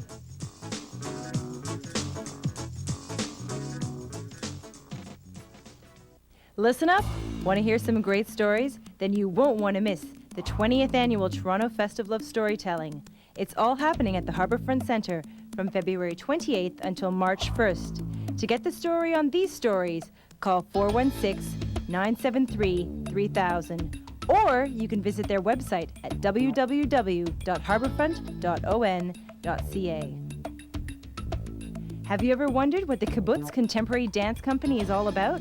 Then you'll want to check out the Movado dance season at the Harbourfront Centre, of course, from March 3rd until March 7th. To contact them, call 416-973-3000. As coordinator of Harbourfront's Kumba Festival, what do you want people to most remember when it's all over? Well, I want them to have met Canadians that they perhaps don't meet in their everyday lives. And this is not just for Canadians of African descent. We want Canadians of all hues, colors, races to know that it's time we get to know each other. And so Kumba cuisine is a great way because food, everyone shares that. And it's just a chance to get to meet your neighbors that you don't get a chance to normally.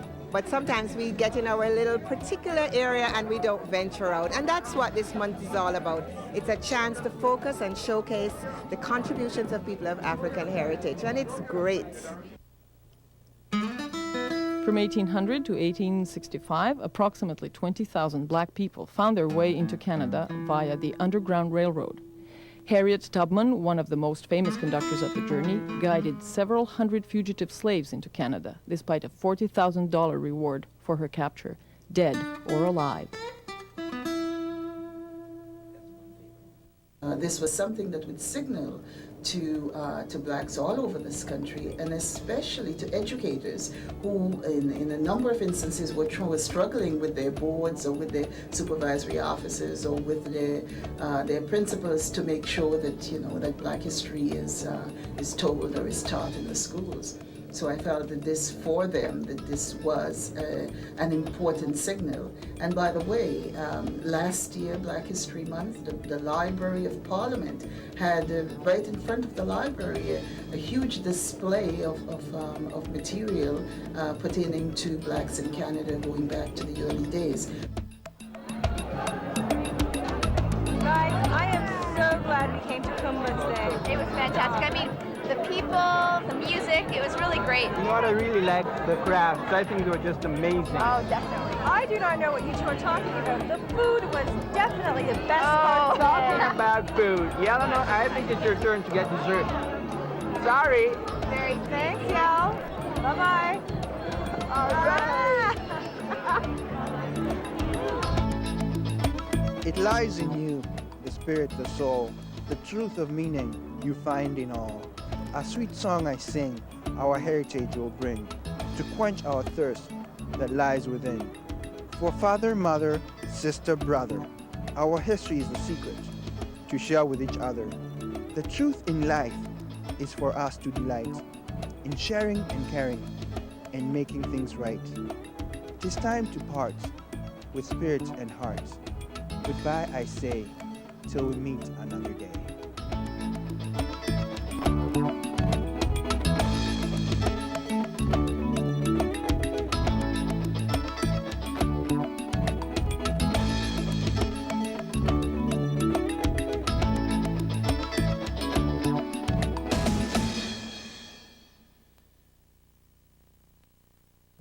This is Rogers Community Television, Toronto.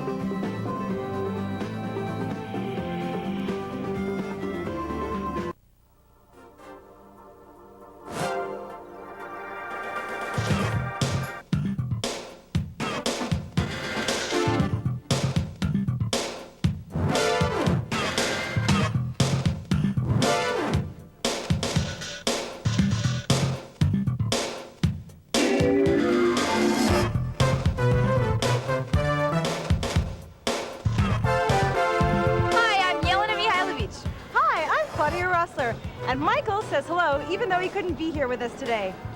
Welcome to Diverse City, Toronto's only multicultural magazine that lets you walk a mile in your neighbor's shoes. Today's show is jam-packed with fascinating features, including reporter Vivian Owusu's authentic look at the musical talents of the Tabla Ensemble. Claudia takes us on a mystical journey to explore the ever-growing popularity of Eastern religions right here in Toronto. And reporter Fazia Khan looks at the tension springing from the recent establishment of the Messianic Synagogue right in the heart of Thornhill's traditional Jewish community. But first, let's take a look at one of Diversity's classic features, our Coming Here stories. And you know, Claudia, I say you and I, in the meantime, take advantage of the fact that we're right here at Coxwell and Gerard in the heart of India Bazaar. Absolutely. Let's go check out Maharani's fashion. I'm with ya.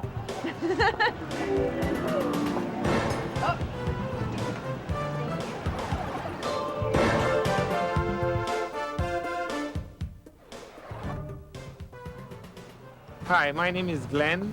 I came from Jamaica in 1987. And the funniest thing about coming into Canada, it was winter. And I didn't know what it was like, and I didn't have a jacket. I walked from the immigration straight to the door, and right as I go through the door, the cold air hit me in my stomach, and I felt like the whole world was falling apart, and I decided that I wanted to go home right away. And here I am, 10 years later. Originally I'm from Guyana, but we actually spend most of our time in New York. This is my wife, Selena. My name is Selena, and I'm glad to be here in Canada. Like when we first came here from America, we were looking for a food court. And being America is such a 24-hour system, we came out one night at 9:30, and every place was closed. There was no food around. All over the place was closed. This is Canada, huh? And I was starving, boy. I was sitting there. I said, honey, come on, find a We had to food go home court. and make salad. Yeah. Hi, my name is Rob. I'm from Oxford in England. Me, I came to Canada about 7 years ago.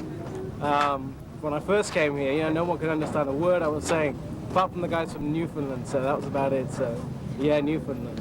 Traveling is a bit different here. I think a day trip here is like about 8-9 hours. Like when you go up north in England, 8-9 hours, it's like going over to Italy. It's like crossing the whole of Europe, so that's a bit crazy here. You really do go a long way for a little day trip. Ah, the music of the Toronto Tabla Ensemble. I bet you can't wait to see this next piece. But you're gonna have to wait at least a few seconds until we can give you the information you need to send us your tapes or show ideas. So, grab a pen and jot down Diverse City's 7 digits. You can tell us about multicultural events coming up in your community, or maybe you have some video footage from your last ethnic celebration. We want to customize Diverse City just for you. Call us at 416-260-3659 or fax us at 416-260-0371. Okay, there, I've said it, so jump up, get hyped. 1, 2, 3, 4. A dash of tonal vibrations, a cup of rhythmic drums, and a whole lot of funk makes up the Toronto Tabla Ensemble. Diverse City caught up with this unique music group during a rehearsal in their Toronto studio.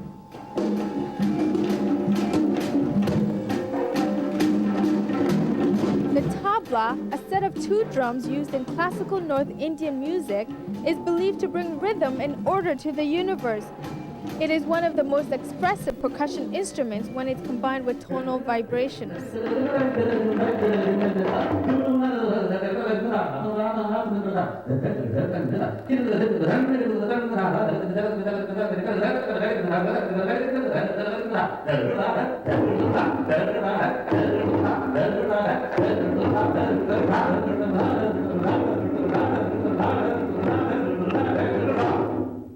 Ritesh Das, the founder and artistic director of the ensemble, grew up in the environment of vocal performance, dance, and music.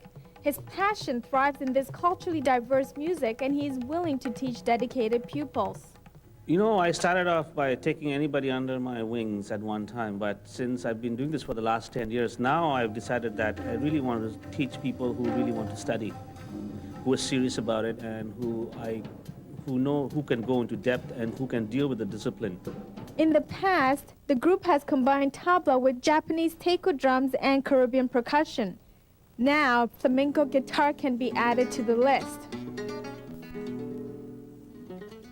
It's interesting in fusing these two cultures because there's so many roots and it's such a deep tradition that, like I said, it's always inspiring. I always learn something new from them.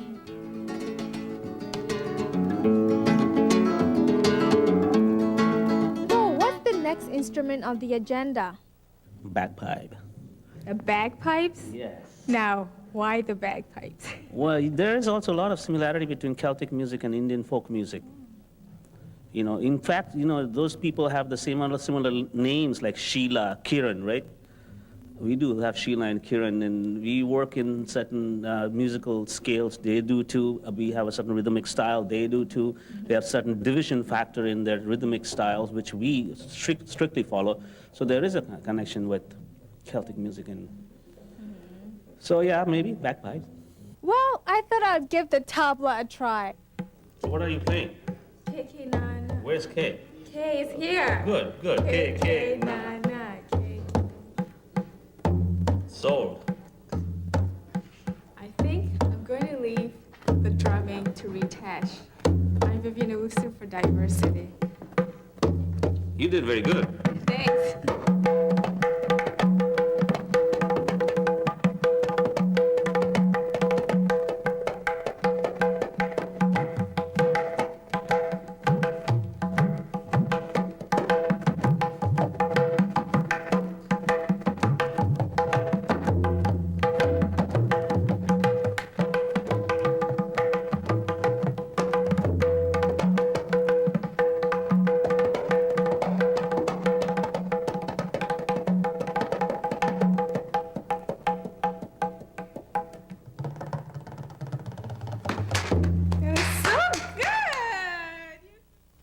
What do you get when you mix a tabla musician, a Japanese taiko drummer, and a classical North Kathak dancer? Not just one heck of a good time, it's the Tabla Ensemble's national music video release of Asahi, which means morning sun, and audiences can bask in it on March 21st at the Du Maurier Theatre Center in the Harbourfront Center. The curtain rises at 8 p.m. sharp, so call the Harbourfront box office at 416-973-4000 to reserve your tickets to this musical experience. The answer is The Descent of Ishtar. The question is, name the latest production presented by the Arabesque Dance Company. Performances run from April 2nd to April 5th, and advance tickets range from $16 to $19. You can catch this alluring Middle Eastern dance show at the Studio Theater in the Harbourfront Center. For tickets, call the box office at 416-973-4000, or get the full scoop by calling 416-920-5593.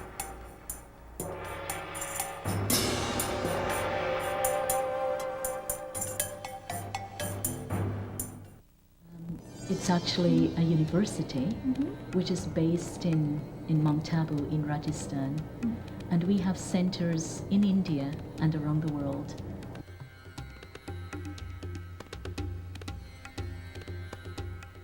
An awareness where we can go back within the self and to see what is there, something that we have missed within our lives, and we are able to implement that in our daily lives, maybe peace of mind, or where we are able to be in a working environment, maybe stress-free, or seeing the self as a valuable person, that I'm able to contribute something within the world and make the world a better place.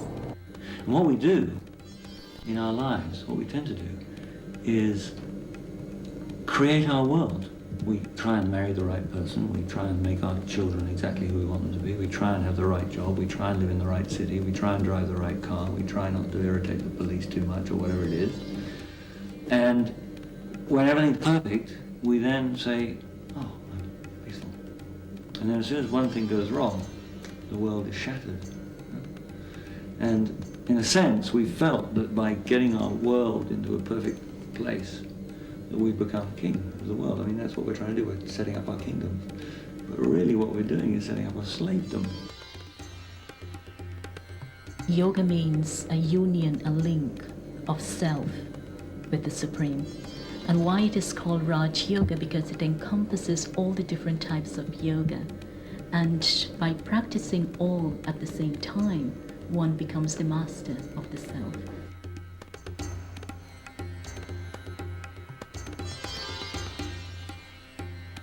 It's something that one carries with oneself wherever he or she goes.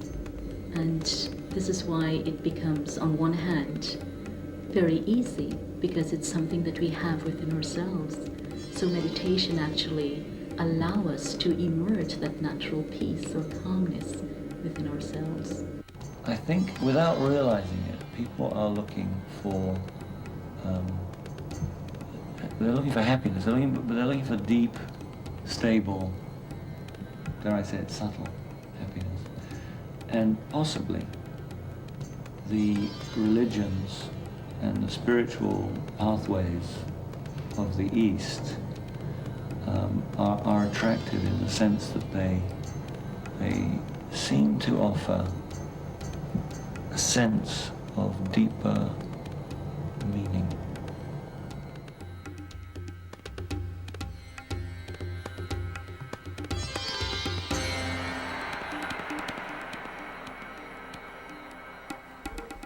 Claudia, when I heard that you were doing a piece on Eastern religions right here in Toronto, I was fascinated. That must have been a really neat experience for you. It was great, Elena. I mean, when you look around Toronto, how would you describe daily life?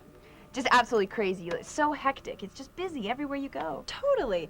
And I found out that a lot of people are beginning to turn towards Eastern spirituality in order to find their nirvana on Earth.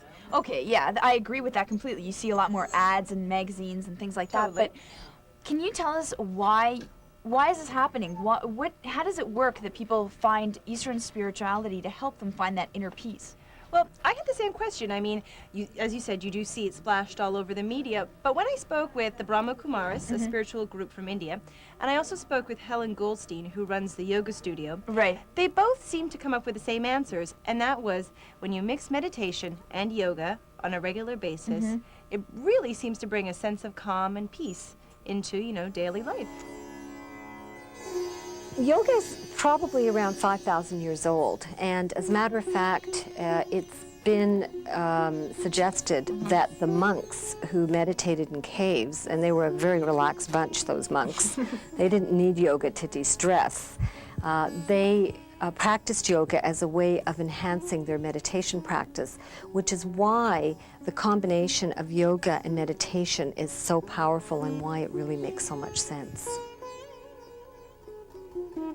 Yoga actually means union, and it's yoke. It's taken from the Sanskrit word meaning yoke, and it's the union of body, mind, and spirit.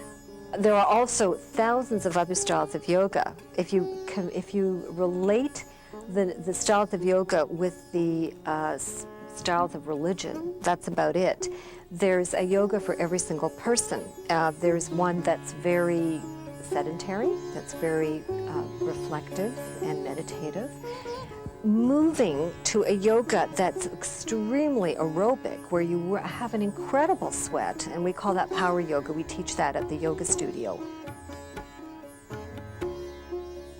Basically, I would say hatha is a generic term. It's sort of saying Christianity, okay? And then Kripalu would be a yoga that's much more about compassion and self-love and self-acceptance. Iyengar is a yoga that deals much more with alignment and being aware of what's happening in your body. Just really keep that spine straight and, there's so many different styles of yoga. I could go on and on and on and on. All I can say to you is that without question, there is a yoga for every person out there. On the list of benefits, it'll say that it squeezes toxins out of the kidney and liver. It elongates the spine. It's really good for the neck and shoulders so that it de-stresses. It's really good for the lower back. It's excellent for opening up the chest so that you breathe much better. It's really good on a emotional level. What it does is it creates a space for your heart to open up, which is a beautiful concept. So yoga works emotionally, physically, and spiritually.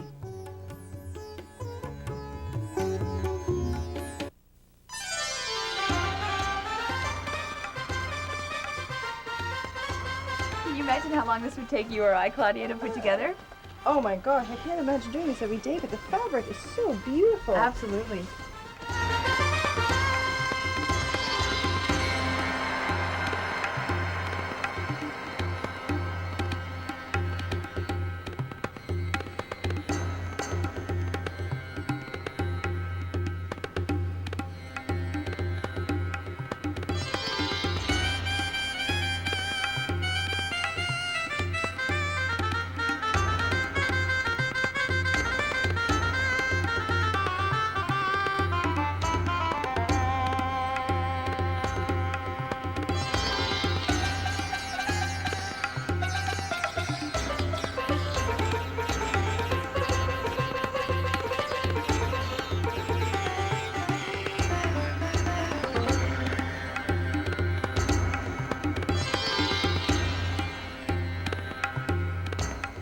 Yelena, having come into Maharani Fashions and been all dolled up by Jaswan and Radhi and the other women here, isn't this incredible? This is absolutely beautiful. These fabrics, everything is wonderful.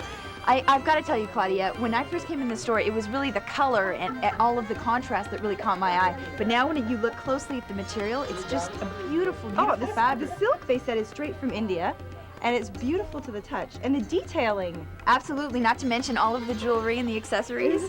Really beautiful. And one thing I noticed too, if you look around, don't you notice that all of the clothing, it's so original. It's not like in all the other Western stores where you see 500 of the same sweater and it's just astounding.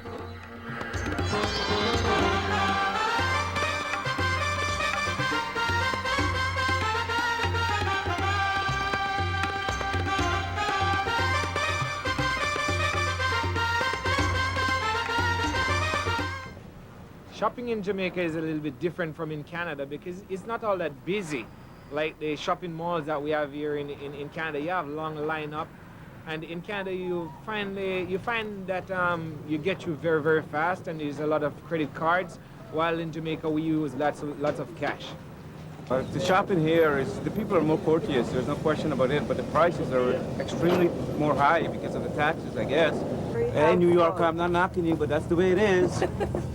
Compared to back home in England, England is really double the price. It's really, really cheap here. Customer service, on the other hand, is much, much better here. Everyone serves you with a smile. It's great. In England, it's a bit more grumpier than it is here.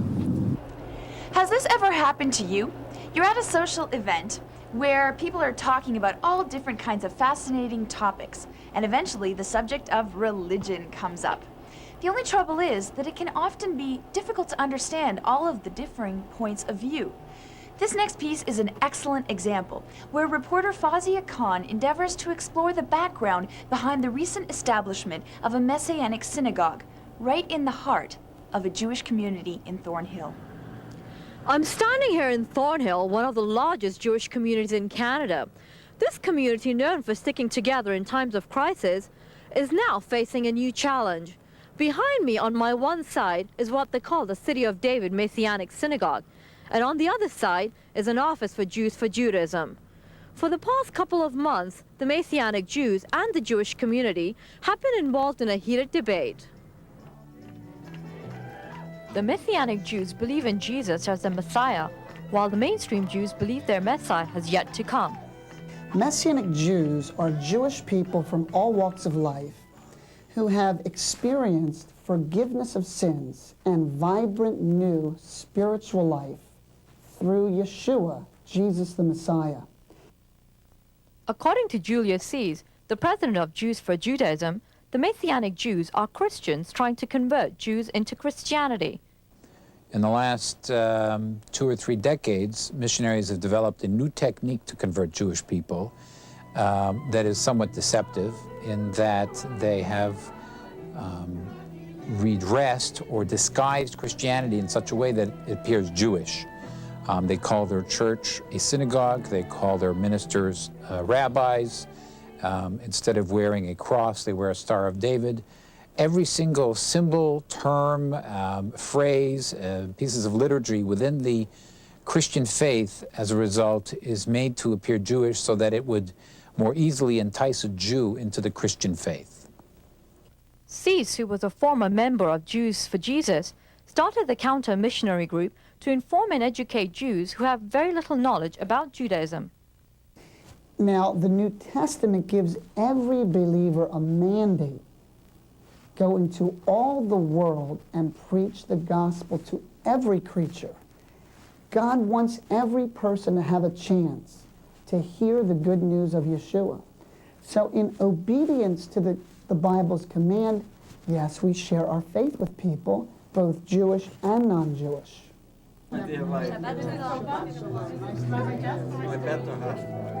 Foreman, after years of searching, became a Messianic Jew at the age of 25 and spent 10 years working as a Messianic rabbi at Beth Yeshuva in Philadelphia. We are Messianic Jews. We are Jewish people who freely, on our own volition, have made a choice. And there's nothing deceptive about that.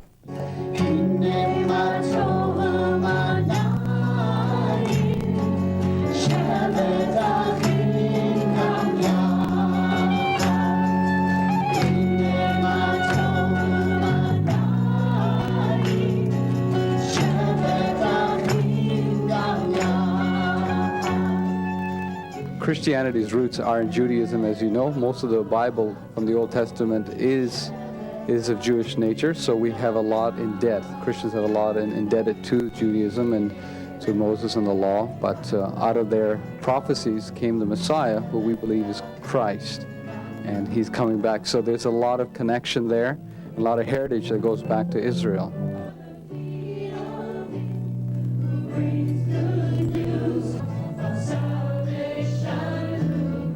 The Jewish position, and the world recognizes the Jewish position, is that Jesus was not the Jewish Messiah. The Christian position is that he was the Jewish Messiah. And the issue has not been resolved in 2,000 years, and we believe it will be resolved when the Messiah finally comes and clarifies the issue once and for all for the benefit of all the Christians. I think the issue really is Yeshua, Jesus, yes. That is the main issue. I'm born Jewish. I mean, no one can tell me I'm not Jewish. How can one resolve the issue between the Messianic Jews and the Jewish community? I guess time will tell. Fazia Khan reporting for Diverse City.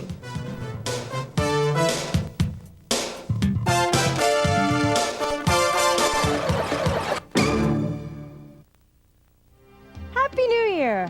Well, to all of our Iranian viewers, that is. For those of you who don't know, the Iranian community will be celebrating their New Year on Friday, March 20th, beginning at 2:55 p.m. If you're looking for more information, call 416-733-3405. Have a great one, and hey, even if you're not Iranian, what a great opportunity to give your New Year's resolutions another shot. Quick! What celebration has 14 bands, 30 floats, 32 Irish associations, 1 Portuguese band, and 2,000 costume marchers? No, silly, it's not Ed Mirvish's birthday. It's the annual St. Patrick's Day Parade, and it's taking place on Sunday, March 15th. The parade begins at noon on Bloor Street near Varsity Arena. It then goes east along Bloor to Yonge, south on Yonge to Queen, and west along Queen. Did you catch that? Show up early. Ed just might be serving hot dogs anyway. If you miss the parade or decide to enjoy your green beer at home, you can catch the festivities on Rogers Community 10 on Wednesday, March 18th at 1 p.m. or Saturday, March 21st at 8 p.m. As you know, here at Diverse City, it's all about learning from one another's cultures. And it's your turn to be the teacher. Tell us about events coming up in your ethnic community. Send in videotapes of your multicultural activities. Or maybe just give us a call to give us some great story ideas.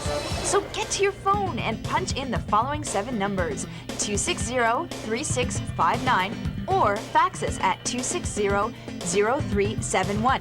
Merci. Dankeschön. Thank you. Gracias.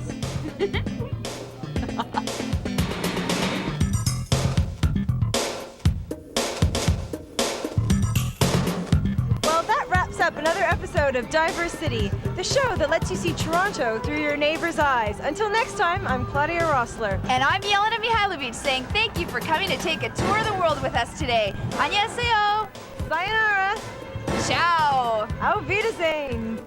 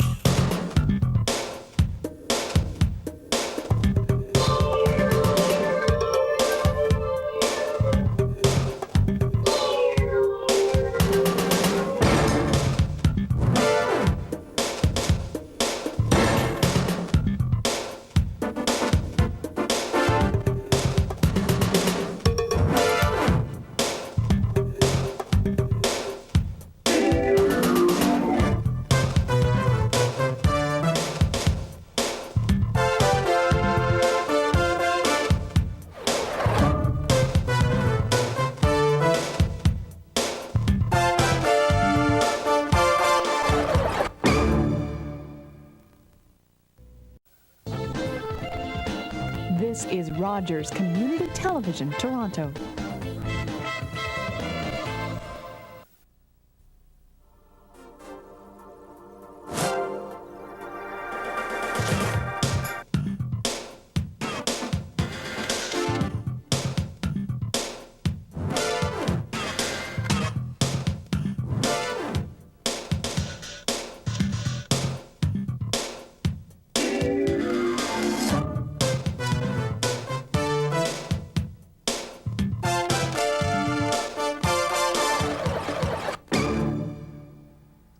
Hello, I'm Michael Kaloki. And I'm Yelena Mihailovic. There is a big world out there in Toronto, and over the past few seasons, Diverse City has toured a lot of it.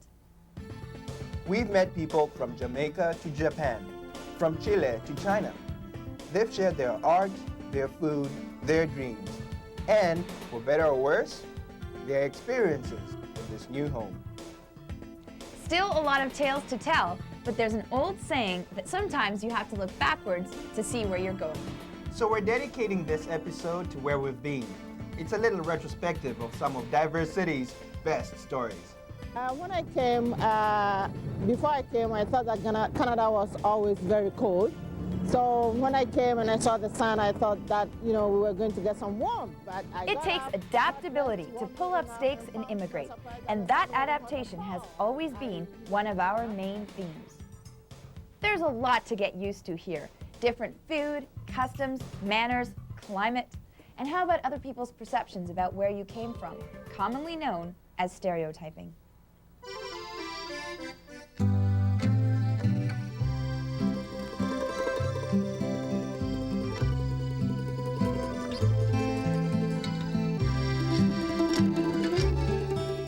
When I first got here 4 years ago, I was quite homesick, and of course my nerd 2 husband said, "Oh, come on, I got you a computer, I got you hooked on the internet, so you can see all the Swedish page and read all the Swedish news and, be in touch with Sweden.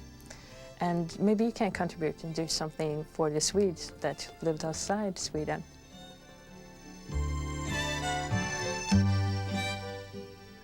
I was surprised to find that most Canadians knew what IKEA was, and that IKEA was a Swedish thing. But after a while, you get bored.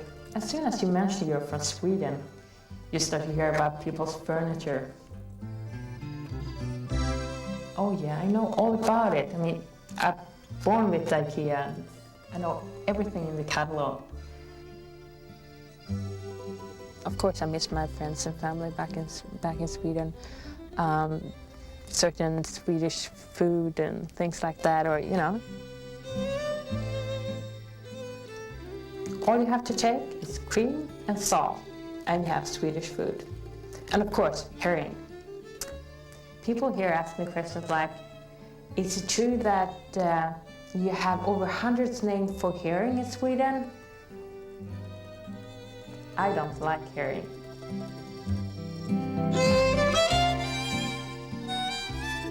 Just being able to speak your own language and express what you really feel. It's hard to really express what you feel, or when you have to argue with someone and you can't find the right words. They ask me where I'm from, and I said Sweden. Oh, they say, wow, Sweden, cheese, chocolate. But when they finally mention the cuckoo clocks, I start to wonder if they've been cooking themselves. That's Switzerland.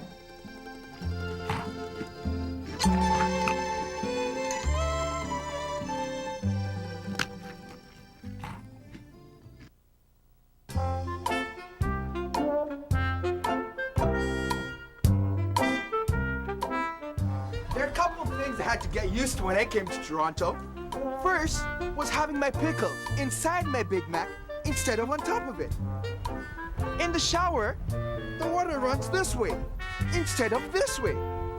And I can't believe you need a license to keep a lion. The one thing, however, I really had to get used to was the fact that it rained candy floss.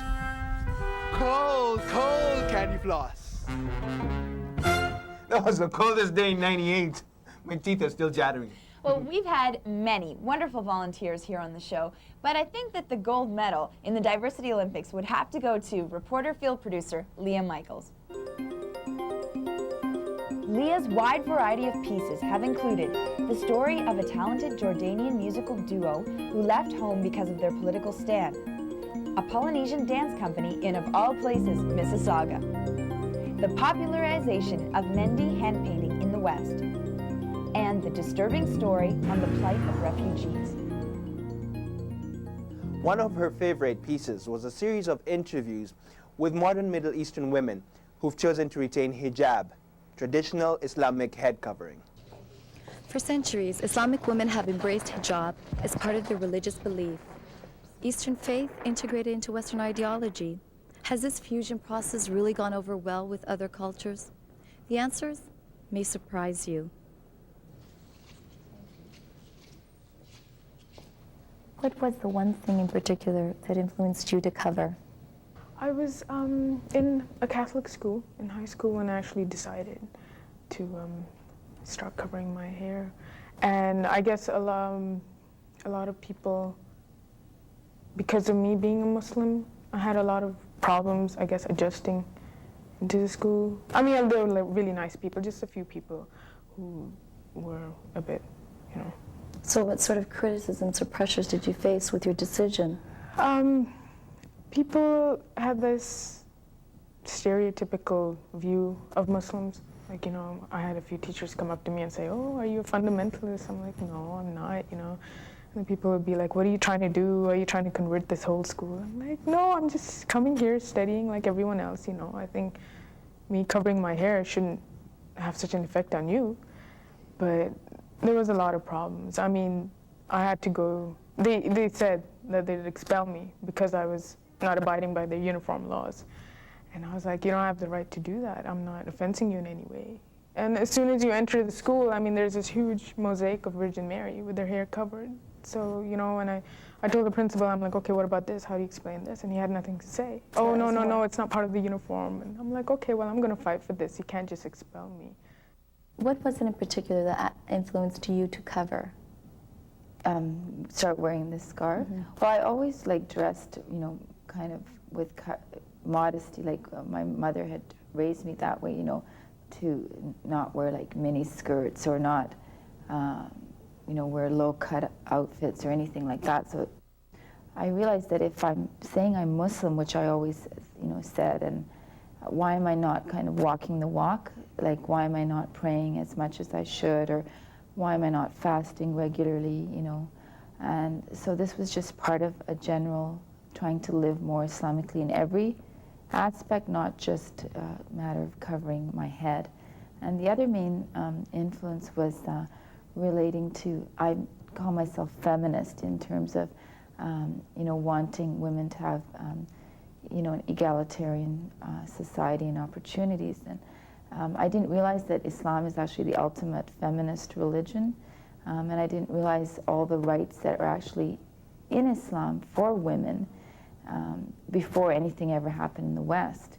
So once I became more aware, and it was a book called, I think, Women in Islam by Hassan Tarabi, that showed me how women participated in affairs of state, and women did all sorts of things at the time of the Prophet Muhammad, peace be upon him.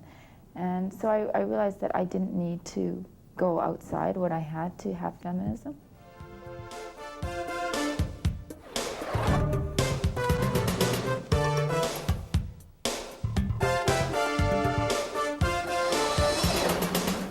One of the advantages of living in the world's most multicultural city is the food. Pick a nationality: Italian, Somalian, Portuguese.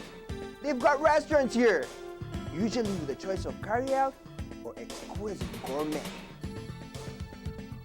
Kim Cutable has taken on the arduous task of diversity ethnic food reporter. Undaunted by the hardships of free meals, rich desserts, and relentless hospitality, Kim has bravely accepted the challenge.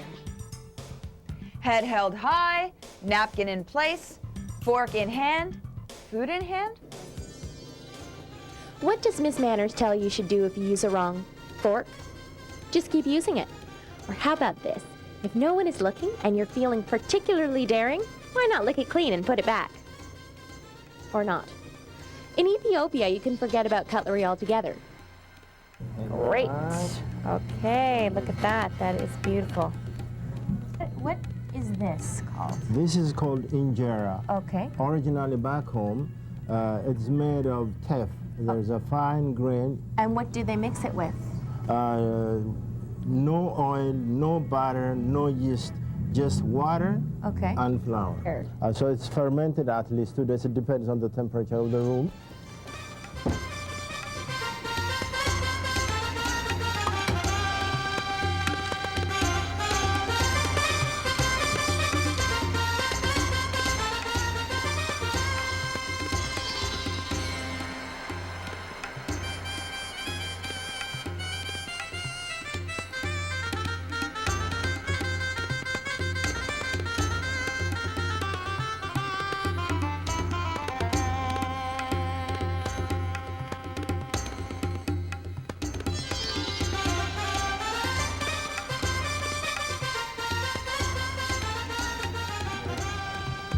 And then what is this used for, this bread? This bread is your utensil to scoop up the... Your utensil. So you don't use a fork? No, you don't use fork, no knife, no fork. Okay. This is the natural for God has given you forever. Why do you eat with your hands as opposed It to with tastes better. It This tastes is better. Naturally, yeah. Okay. Yeah. And what Things else? that you don't like, you use fork and knife from a distance. This is the touch of the food that you put in your own stomach. You Right. See? And so closer to you. So does it keep? I guess you know how hot something is or how cold something is. Then if Yeah, and you can sense you brought a good idea. You can sense it. You can if sense it's a it. fork, Yes. you cannot feel it. But with this one, you can feel the temperature of the food you have in your hand. And do people ask for a fork Yeah, sometimes? they do. And They do you give it to Yeah, them? we give them if they request. We Okay. give them. All right. And then they also request a plate. A plate. Yeah, to take out and use. No, we say that. No. No, that's no. That's They a have no. to eat together. You cut a piece of bread, injera, Okay. I should call it. I'm gonna try this. Okay. Just cut it. Face down, not on the back. Not in the back. Face down. How can I that's the- tell that it's the back or the front? You can tell, I'm sure. Oh, that's a Yeah, smooth. that's Okay. smoother. This one, you see the little bubbly thing? Yeah. That scoops the sauce. Okay. So you drop it anywhere you want. Now Okay. I prefer chicken. Okay. So I take chicken, Okay, I'm gonna take some of this. This is the lentil. and then after that, you know where it goes. Okay. All right. I just- I cannot talk now because I'm in.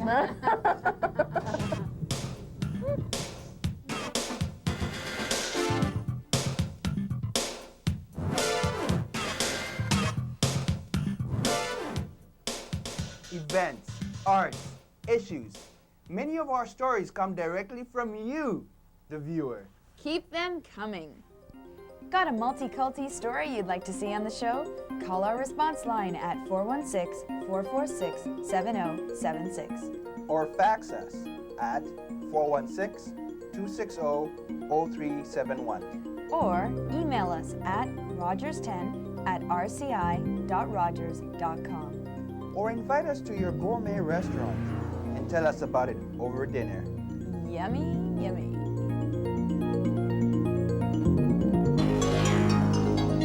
Multiculturalism can be a tricky game. It's not all food and fun, and there are some serious issues. Often, the problem arises between cultures. Different customs, poor communication, prejudice. Sometimes it's a conflict within one group. Generation gaps, religious issues, political rivalries from back home. And sometimes it's even harder to define. Back in our first season, reporter Fawzia Khan brought in this very balanced report on just such a story. I'm standing here in Thornhill, one of the largest Jewish communities in Canada. This community, known for sticking together in times of crisis, is now facing a new challenge. Behind me on my one side is what they call the City of David Messianic Synagogue, and on the other side is an office for Jews for Judaism. For the past couple of months, the Messianic Jews and the Jewish community have been involved in a heated debate. The Messianic Jews believe in Jesus as the Messiah, while the mainstream Jews believe their Messiah has yet to come. Messianic Jews are Jewish people from all walks of life who have experienced forgiveness of sins and vibrant new spiritual life through Yeshua, Jesus the Messiah. According to Julius Sees, the president of Jews for Judaism, the Messianic Jews are Christians trying to convert Jews into Christianity. In the last 2 or 3 decades, missionaries have developed a new technique to convert Jewish people that is somewhat deceptive in that they have redressed or disguised Christianity in such a way that it appears Jewish. They call their church a synagogue. They call their ministers rabbis. Instead of wearing a cross, they wear a Star of David. Every single symbol, term, phrase, pieces of liturgy within the Christian faith, as a result, is made to appear Jewish so that it would more easily entice a Jew into the Christian faith.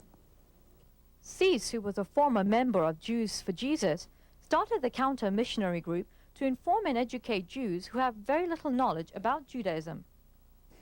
Now, the New Testament gives every believer a mandate.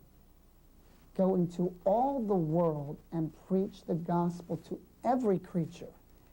God wants every person to have a chance to hear the good news of Yeshua. So in obedience to the Bible's command, yes, we share our faith with people, both Jewish and non-Jewish.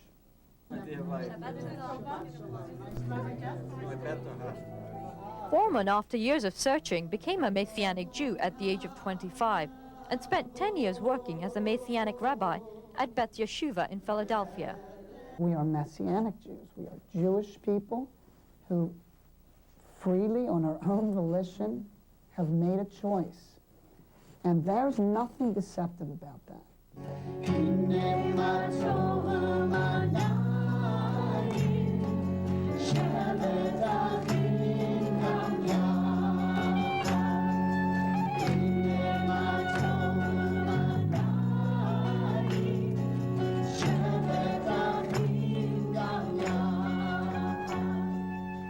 Christianity's roots are in Judaism, as you know. Most of the Bible from the Old Testament is of Jewish nature, so we have a lot in debt. Christians have a lot indebted to Judaism and to Moses and the law, but out of their prophecies came the Messiah, who we believe is Christ, and he's coming back. So there's a lot of connection there, a lot of heritage that goes back to Israel.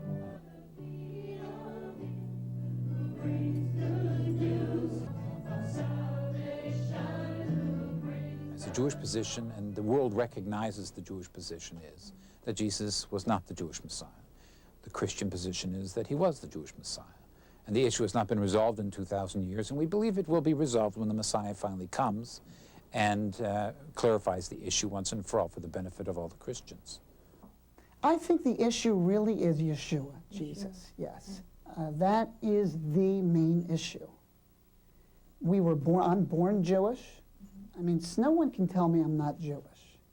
How can one resolve the issue between the Messianic Jews and the Jewish community? I guess time will tell. Fazia Khan reporting for Diverse City.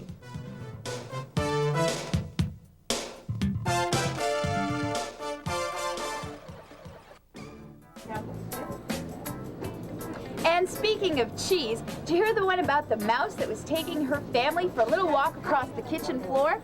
Well, all of a sudden, out of nowhere, a cat appears. So the mother mouse looks straight into the cat's eyes and barks like a dog. Well, sure enough, the cat goes away. And then the mother mouse turns to her little kids and says, "See, it really pays to know another language."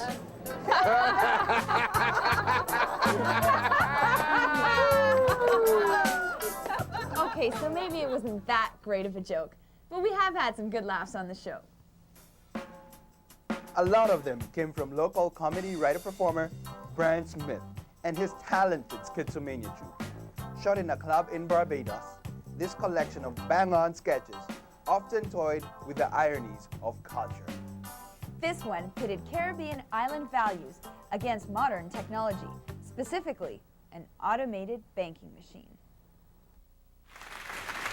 No, I actually thought Attend to Kill was an excellent movie. Of course, it was fantastic. I mean, the acting was so good. I cried at the end. I didn't even want you to see. I thought Samuel Jackson was great in that Welcome. movie. Please enter your personal ID number. Please wait, Mr. Errol Brathwaite. Your transaction is being processed. So, how's your first week at head office? Oh my gosh. I guess it's because it's the first time on the job, but a bit iffy. Well, if you need anything. I am sorry. That amount is unavailable at this time.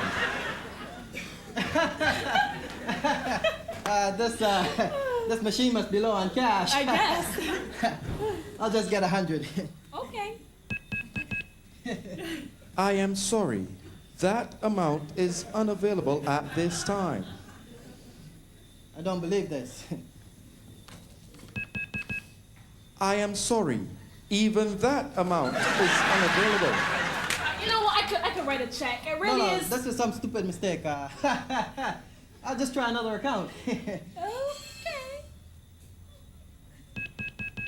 I am sorry. That amount is. I am sorry. That amount is. I am sorry. That.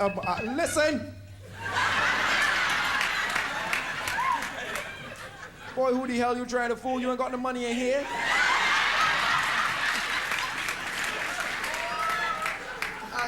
Yes, I do. I put it in Monday. And you took it out Wednesday.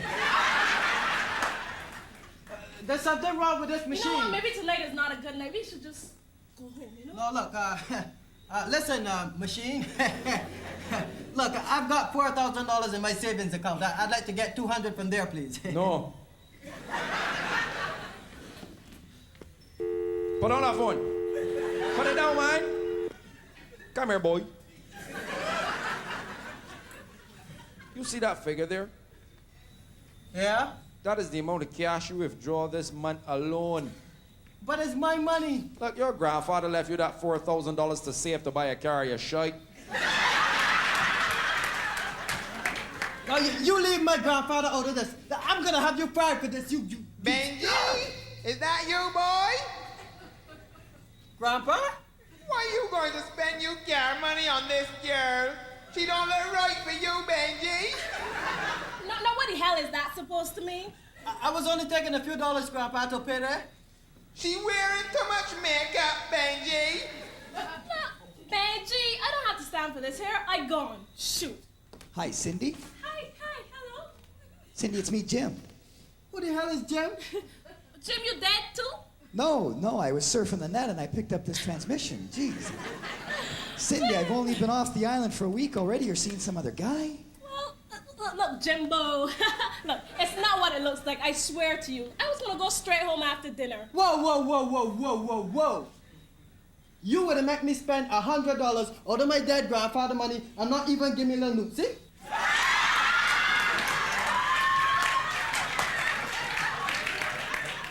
Forget her, Benji. She's a skipper.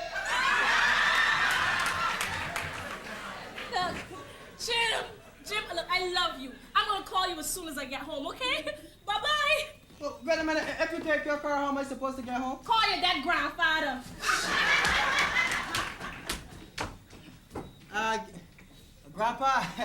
Grandpa is still there? Grandpa, can I have $10 for taxi fare, please? I am sorry. That amount is unavailable. I'm not talking to you. I'm talking to my grandfather. Grandpa? I am sorry. Don't leave me, that amount is don't let me walk this thing. unavailable Lucy, at Grandpa? this time. Can I just have my... Give me my car, you stinking... No, I don't want any.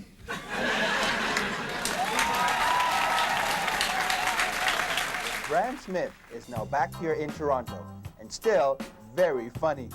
To contact him for big, well-paid corporate comedy jobs, check out his website at www.simpatico.ca/schizomania.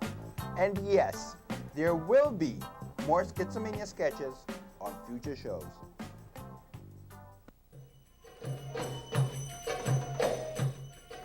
We've said it before, and we'll say it again.